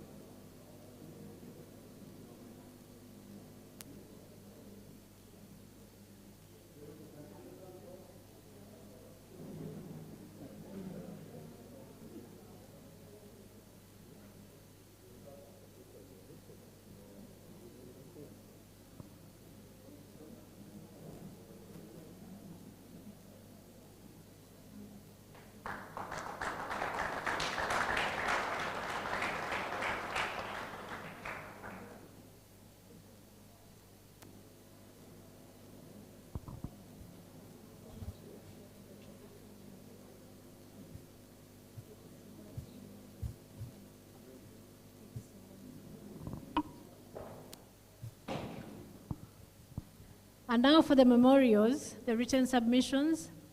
The best prosecution memorial goes to You Okay.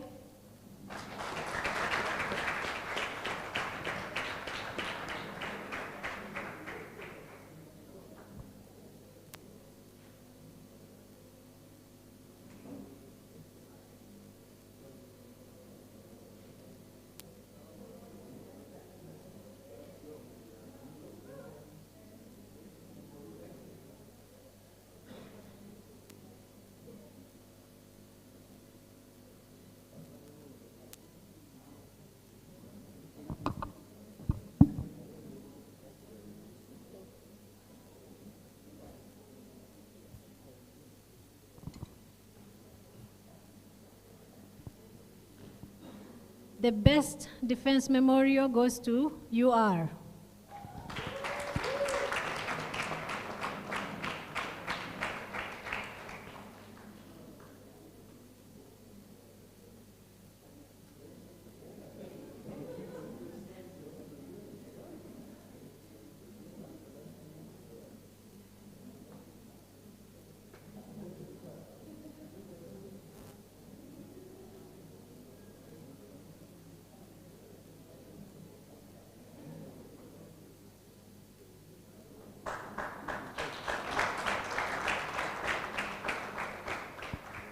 Now for the best oralists from each university. And when we call your name, please come for your award. Best speaker from Ines is Umuhoza Janvier.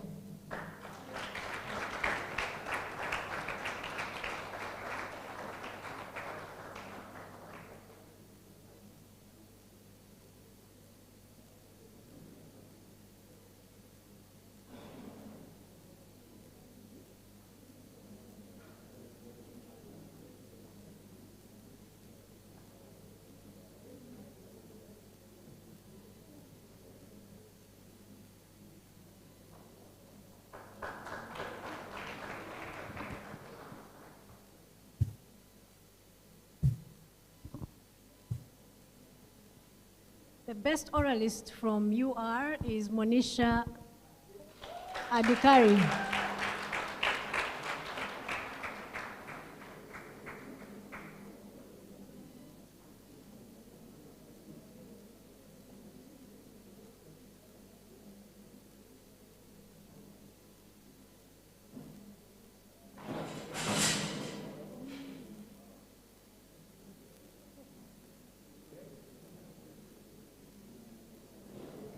The best oralist from ULK, Uwizeimana Esther.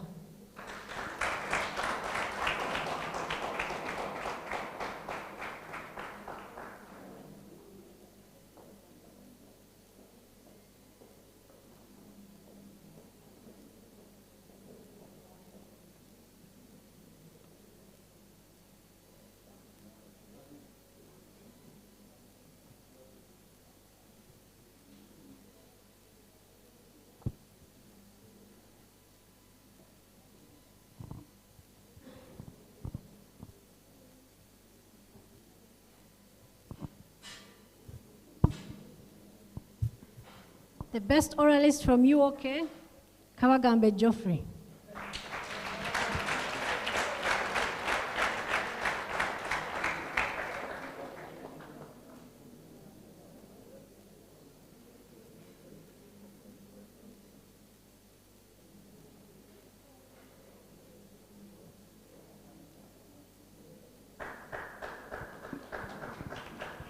The best oralist from UNILAC is Esther Ingabire.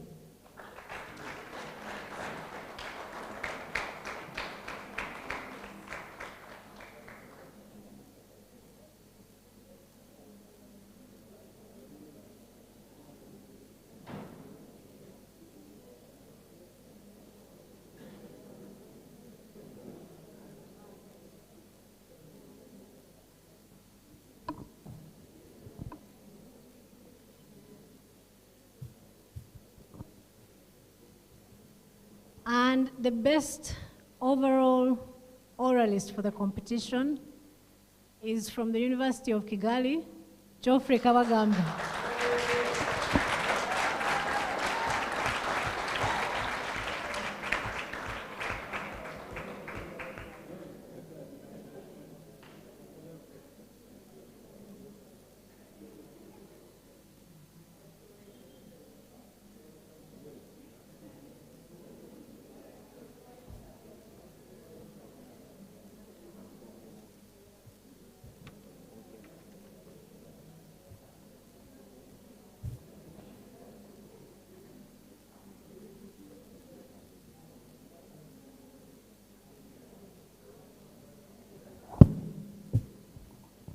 Our job is done. Thank you, everyone, and congratulations again.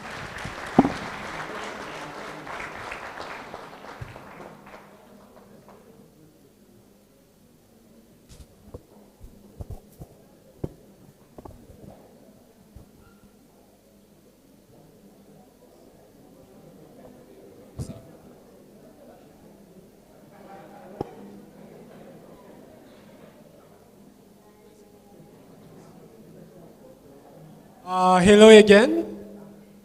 We have gift for our honorable judges. So may we welcome Advocate Kabasinga.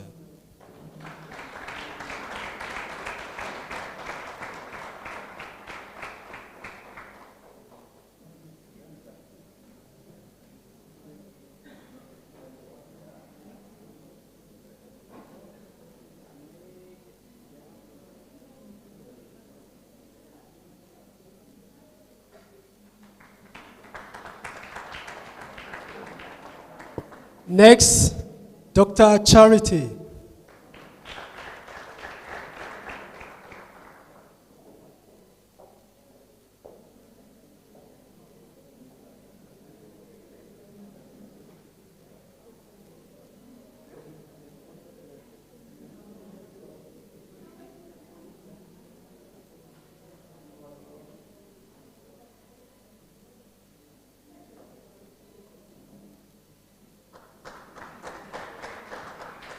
The following, Miss Gemma.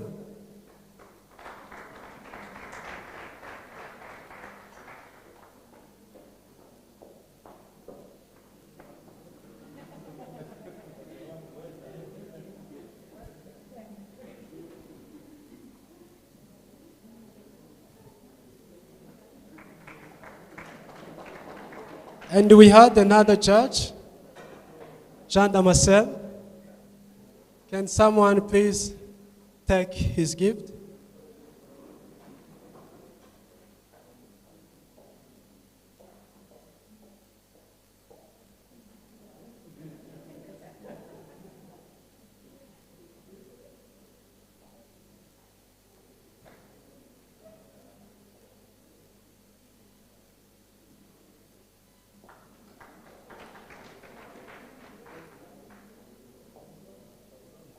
Now it's time for certificates for all MOOTers. Kabagambe Geoffrey.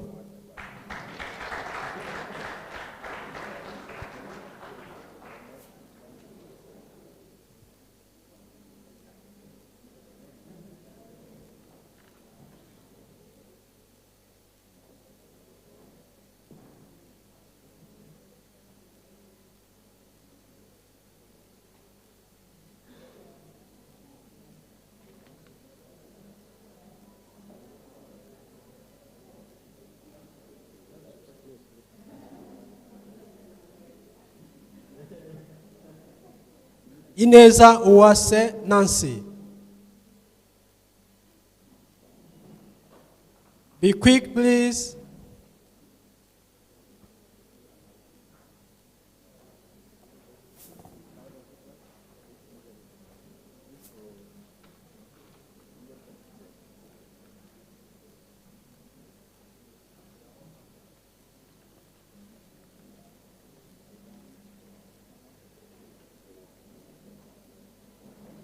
Darius Nusso Davis.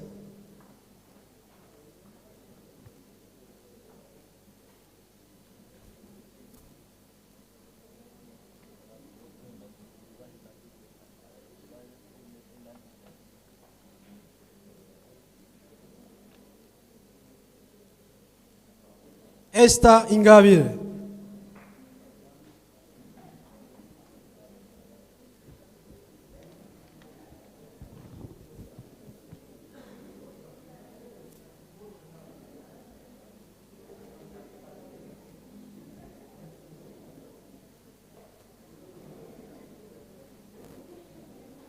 Havugimana Didier.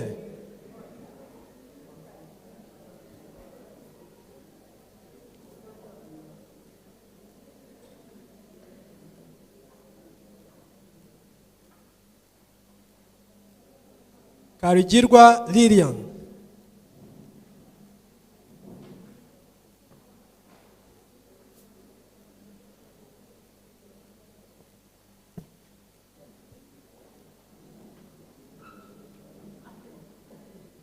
Amisa Ramadan.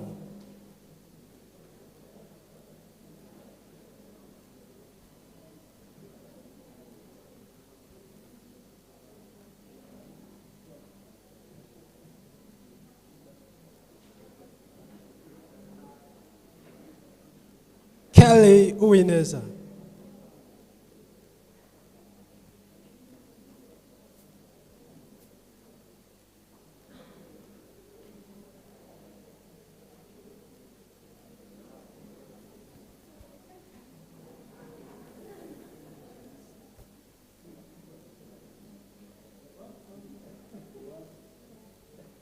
Marisa Latifa.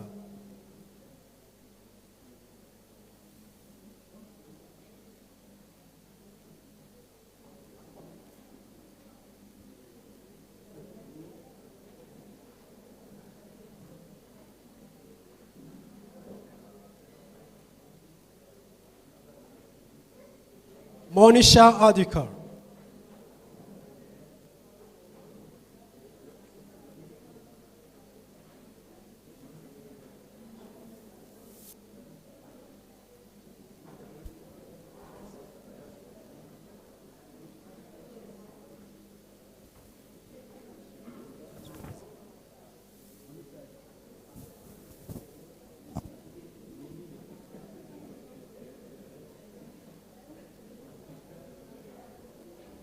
Ngoboka Vianney.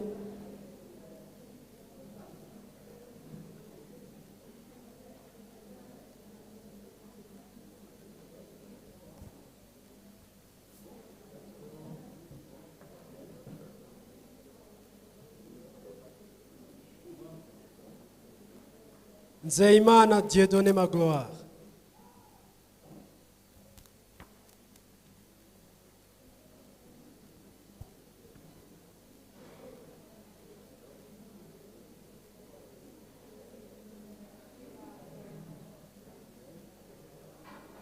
Umuhoza Janvière.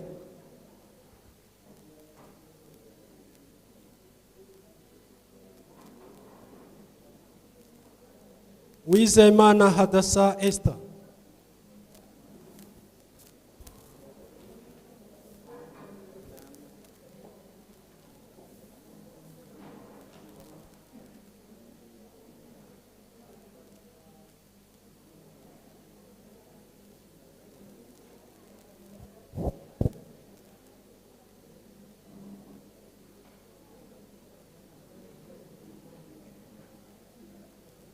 Lisa Ange Ishimwe.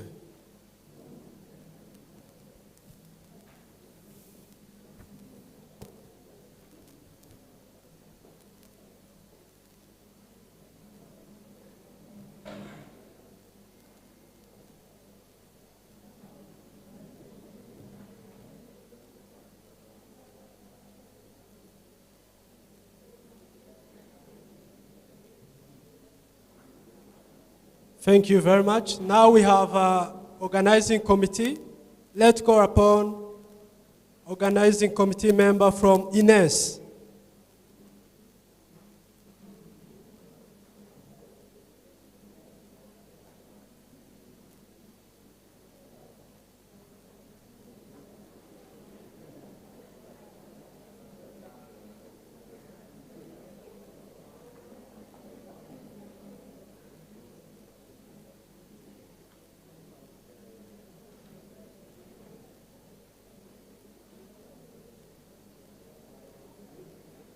The member from University of Kigali.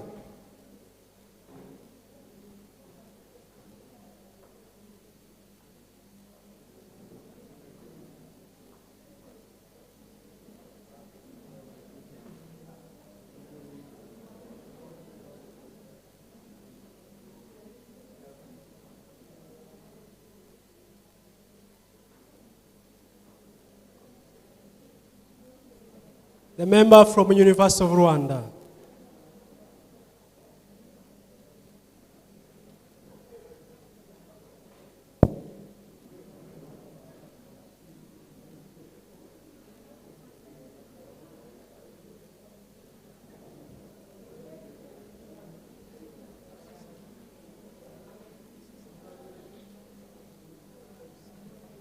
The member from UNILAC.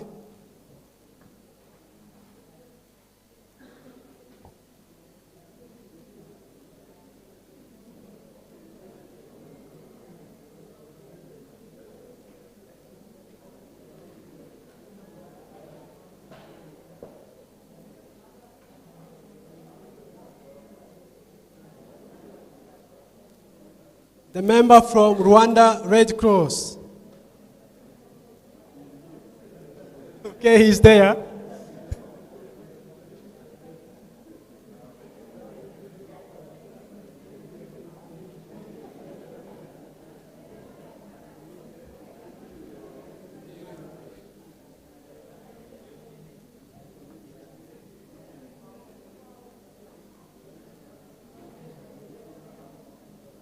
Now the member from Yelka, who is me.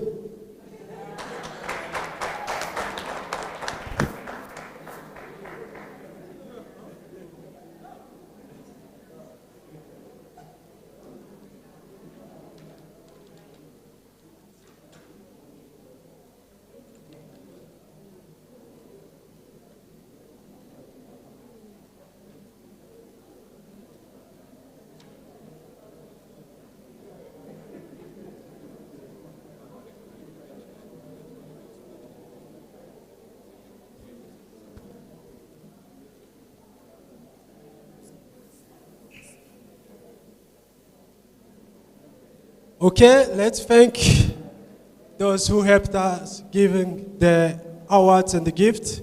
You may sit, please. Big applause to them. They were amazing. So the following program is about Martin. Where is Martin? Yes, welcome.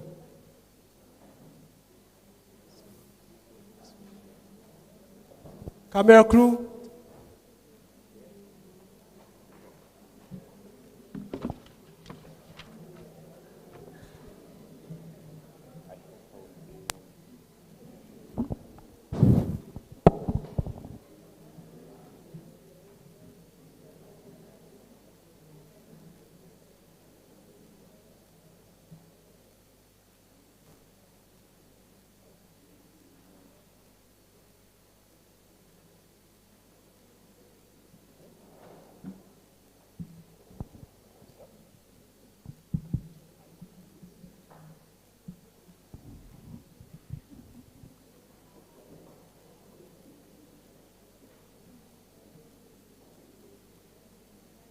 Good afternoon.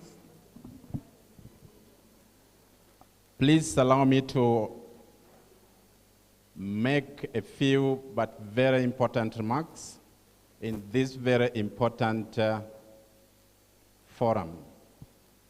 My names are Martin Agure. I am the Director, Head of Operations for the International Committee of the Red Cross, and for Uganda, Rwanda, and Burundi. It's my pleasure to be here today.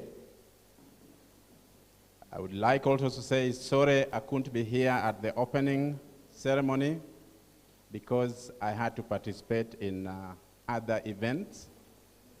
To be more specific, the Youth Connect, and the day before at the IPO. That said, I'll be very brief with my remarks. To Justice Dr. Karimunda, the representative of the Chief Justice of Rwanda, Dr. Charity, the representative of Prosecutor General of Rwanda, representative of the public and private institutions here present, Emmanuel Bazimpaka, please, sorry for if at all there is wrong pronunciation, representative of Secretary General of the National Society, members of the panel, especially the judges, Dean of faculties and representatives of schools of law and IHL lecturers, the MOOTers,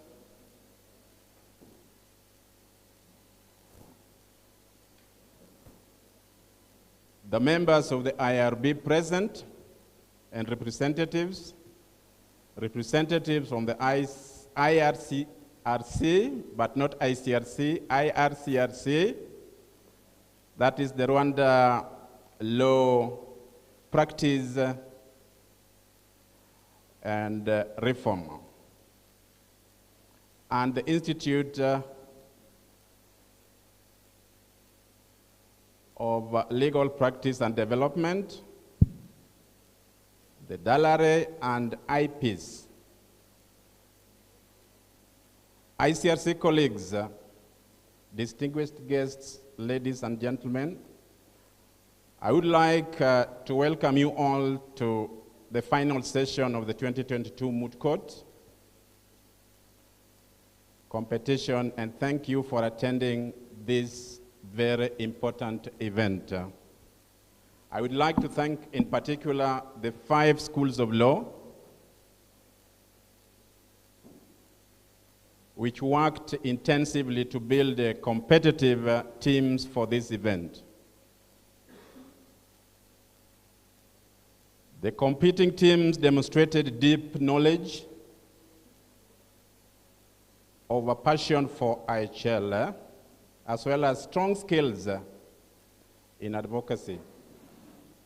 It is our hope that this competition will help to create vocation among the candidates and contribute to shape the next generation of leaders in Rwanda. It is also our hope that some of you will become champions of IHL, defending and strengthening the rights and respect for this important body of law, which aims to protect those persons who do not or no longer directly participate in hostilities.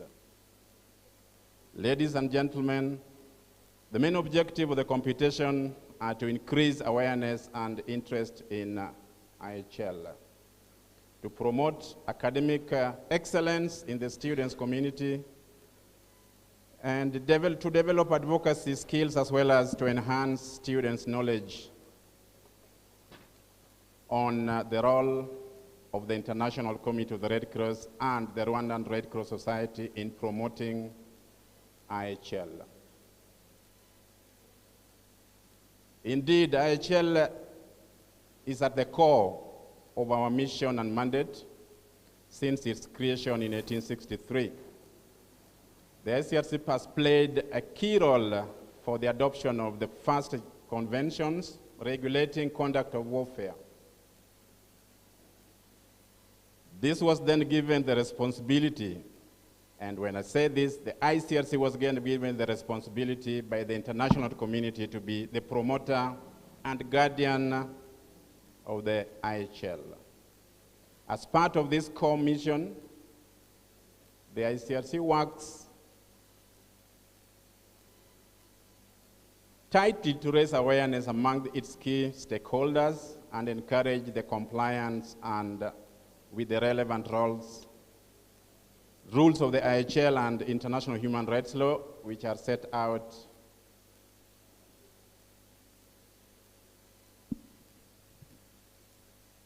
the prohibition of sexual violence and other unlawful acts. Building on the tradition, the official closing ceremony of this competition is used by the ICRC as an opportunity to raise awareness and promote a platform for discussions on issues for IHL and African Union 2063 agenda for the African we want. Ladies and gentlemen, it is in this framework that a public lecture on the theme IHL and sexual violence in the event of armed conflict was provided. Sexual violence is prevalent during armed conflict and situations of violence with immediate and long-term humanitarian consequences for victims, survivors, and their communities.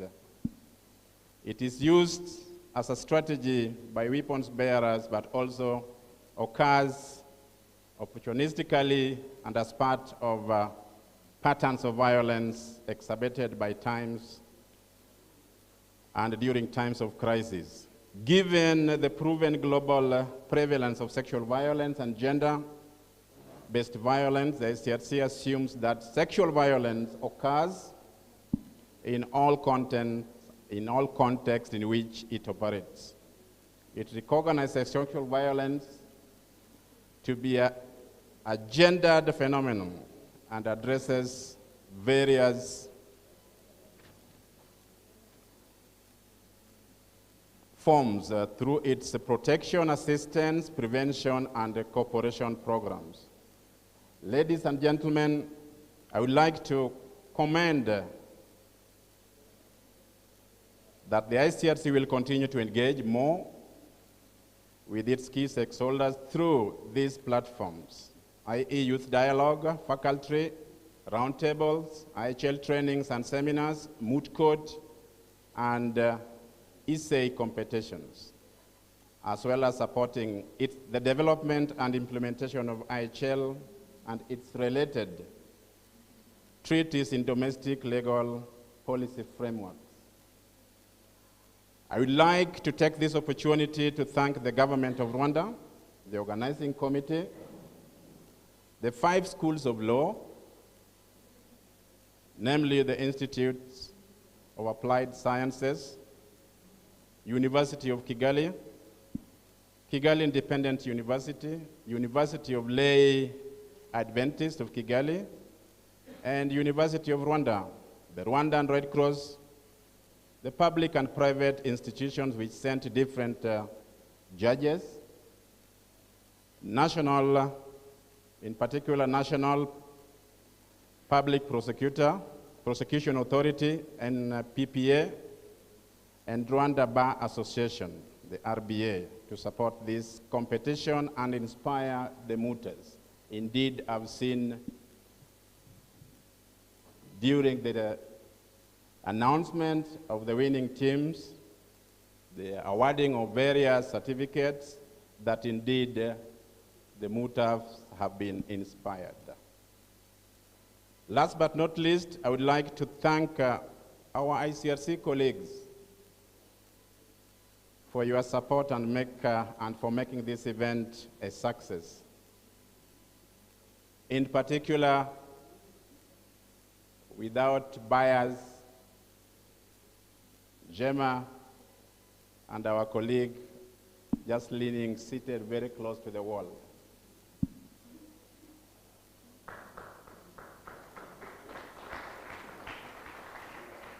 We would also like to thank Justice Dr. Muyoboke for his highly appreciated support, including his willingness to address us this morning, that was yesterday, as guest of honor. I would like to take this opportunity to wish the winning team success in the All-African Moot Court in Arusha, Tanzania.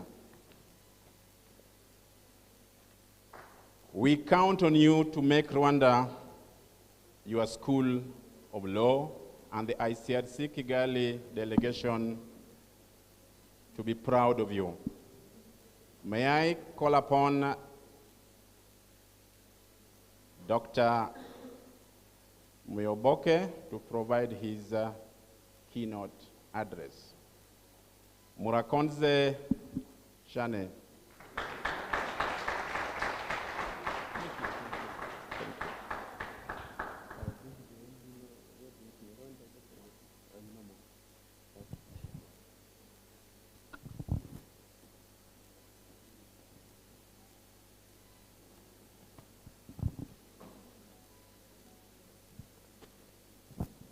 Murakoze cyane namwe nyakubahwa Martin Agure Yaguya. Honorable Mr. Martin Agure Yaguya, the head of operations ICRC in the region, Uganda, Rwanda, and Burundi, representatives of different institutions here present, honorable judges, dear prosecutors and the defense counsels. I'm very, last year when we attended a similar function, we did not have so many institutions represented.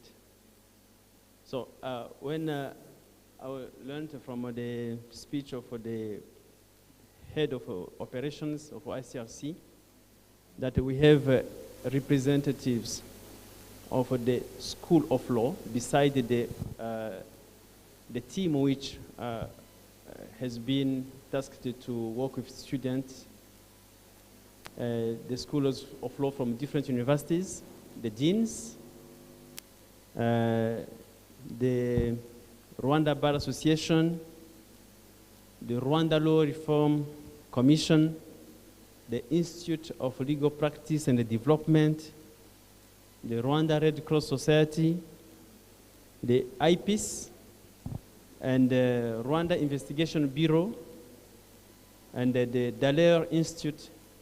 This is an indicator of the magnitude of this process, and congratulations to ICRC Kigali and the entire team.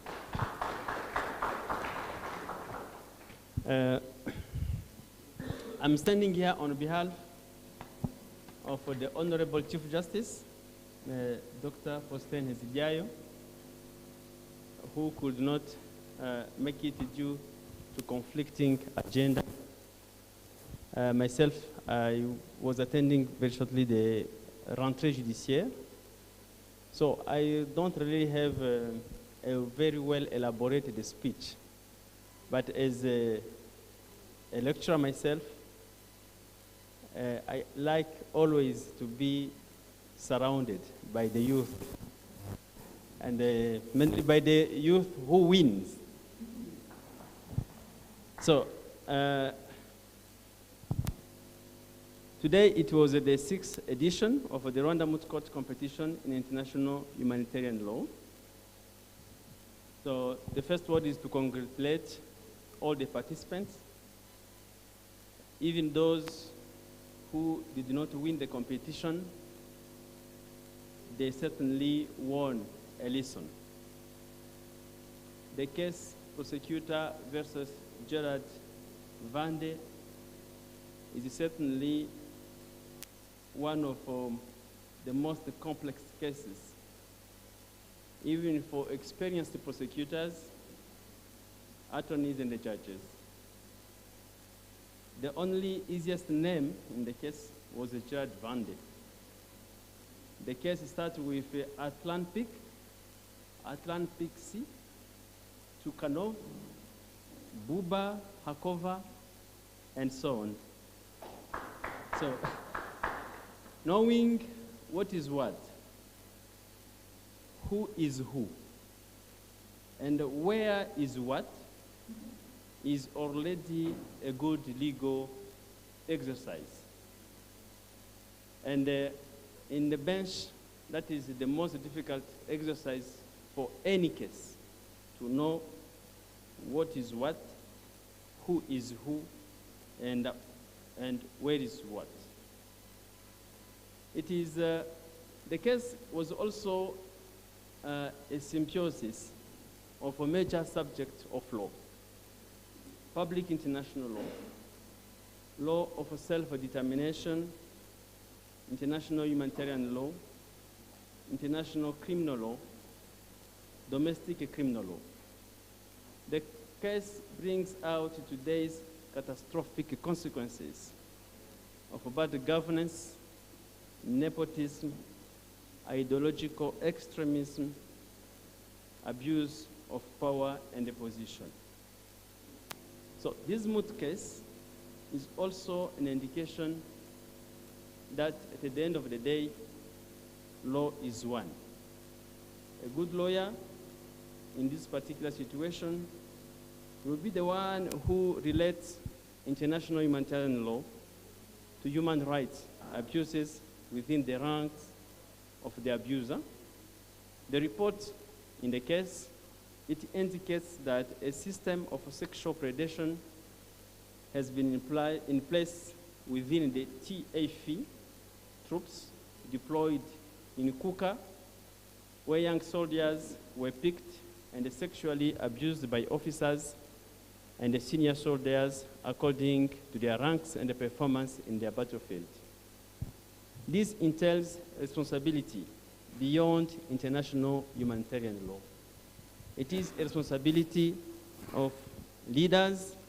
It is the responsibility of those who are holding positions at the different levels of any country's management.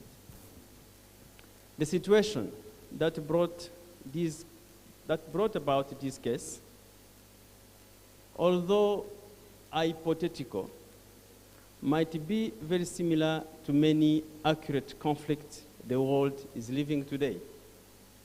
The conflict in Ukraine, the fragility of security in West Africa, in Eastern Congo, Mozambique, Central African Republic, South Sudan, to name but a few, are examples of the magnitude of the attacks that are waiting policymakers every day, and when they fail, lawyers like yourself should be prepared to take over in order to bring sustainable peace by the way of the sword of law and justice. Ladies and gentlemen, today's exercise was related to the confirmation of charges under Article 61 of the Rome Statute. This is a process where the pretrial chamber determines whether the case should be sent to trial. It is a provision that, in fact, gives more responsibility to the prosecution. The selection process is intended to protect the defense wrongful and unfounded charges. It is a provision that prevents the politicization of the International Criminal Court. It gives to the court the power to control all criminal suits introduced by the prosecution. Article 61 is one of the longest provisions in the statute, and it was made so purposely in order to maintain the independence of the court, but also to offer the maximum guarantee to the defense. By today, Rwanda is not yet part to the Rome Statute, but the law, which is being developed in The Hague by the International Criminal Court, has a lot of interest for Rwanda and the Rwandan community, as it has an interest for the entire humanity.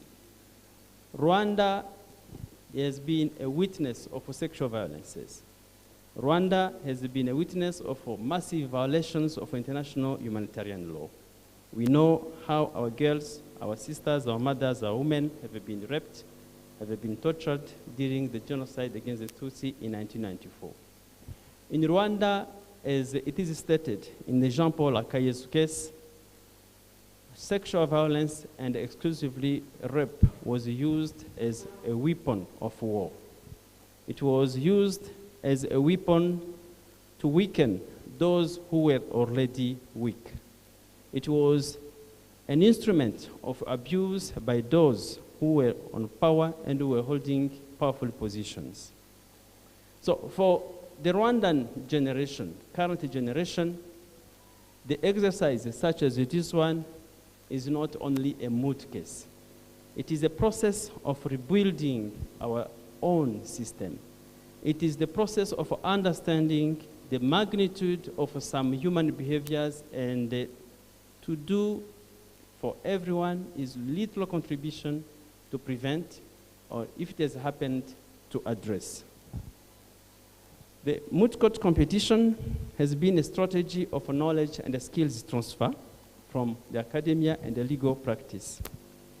And the judiciary of Rwanda particularly, on which behalf I'm standing today, is very thankful to RCRC's effort, and we would recommend that these efforts emulate similar practices in Rwandan law schools.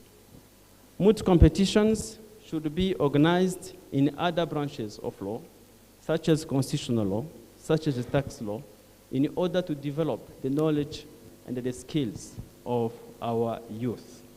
It is important to prepare the prosecutor of tomorrow, the defense counsel of tomorrow, and the judge of tomorrow.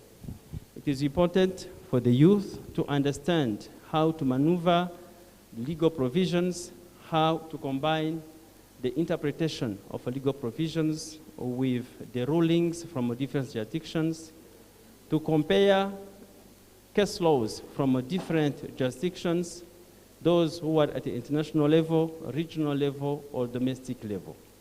It is important for the youth of today to know not only that the knowledge has a limit. You will be an accomplished lawyer if your knowledge is accompanied with the right ethical behavior, something which has become sexy today.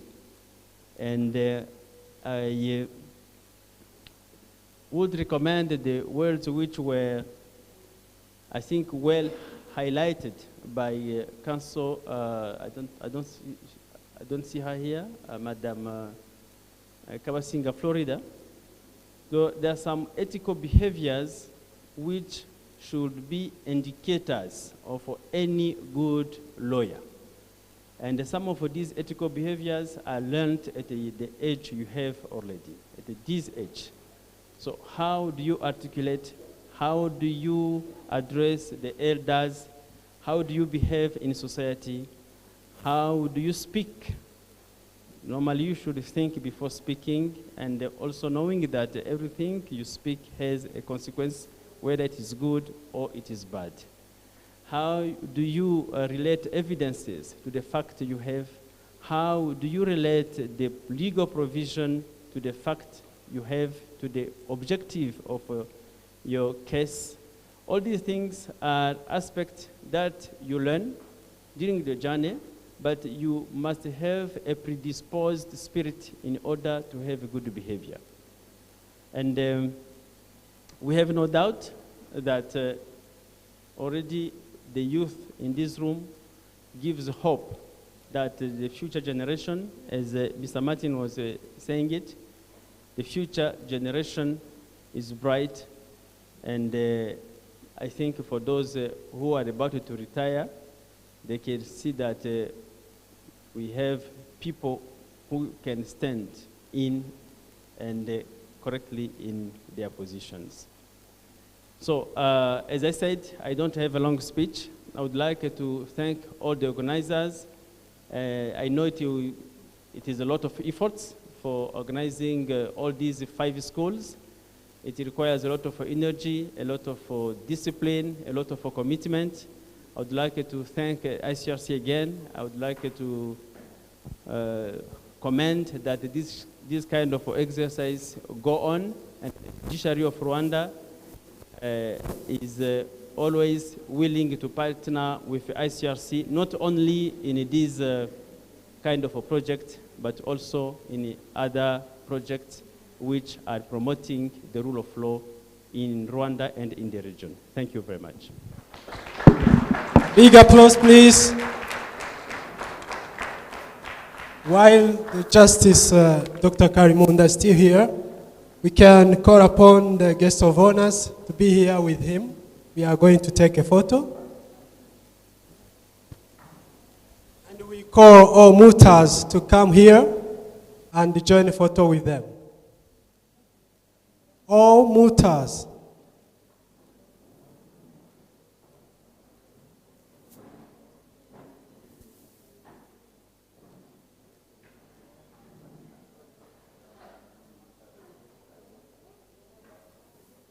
Those in the gowns and those with no gowns, you may come, so long as you are MOOTers.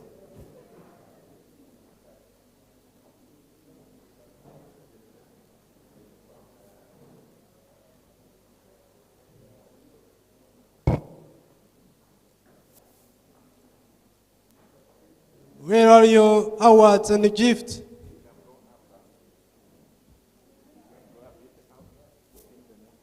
Bring your trophies.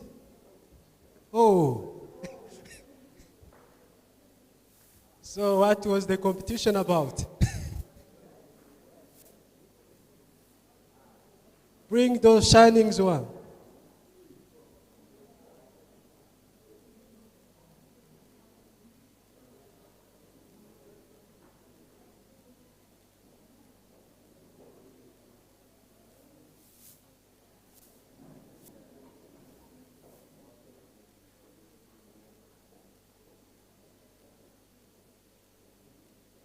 Okay, you show those to the cameraman.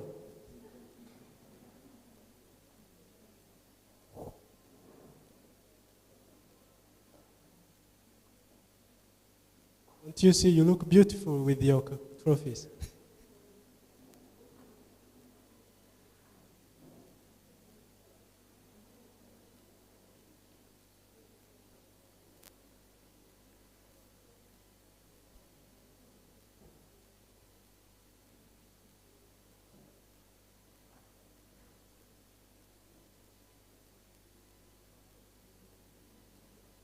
Guests of honors, please stay there.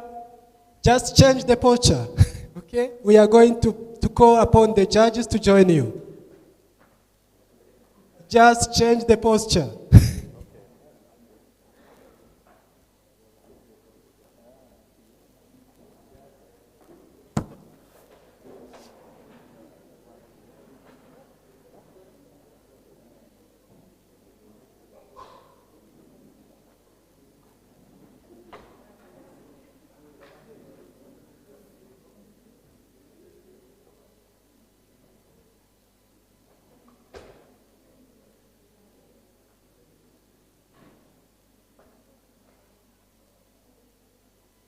Now organizing committee is joining you. Don't get tired of us. Organizing committee.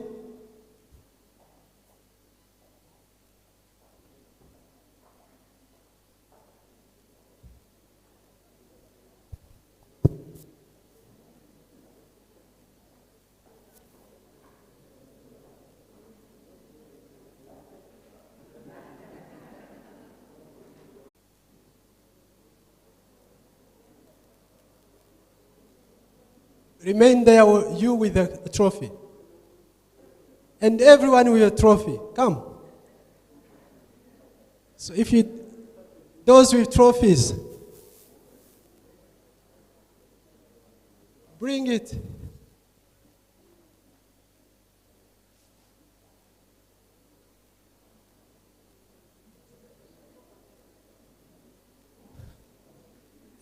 Come, that's a trophy too. Ah.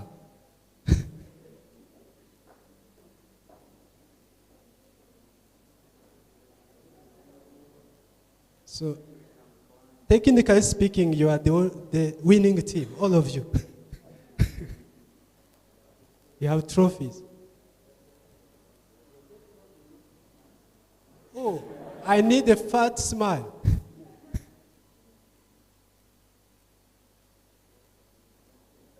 Okay, thank you very much. Okay, and now the following program is lunch.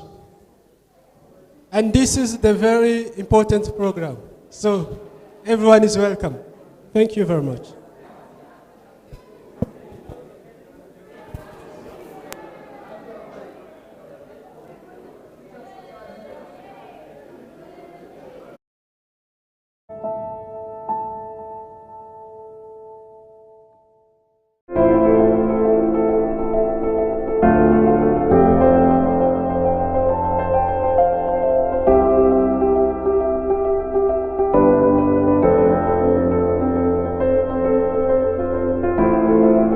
The ICRC mission in Rwanda is an emblematic mission. Emblematic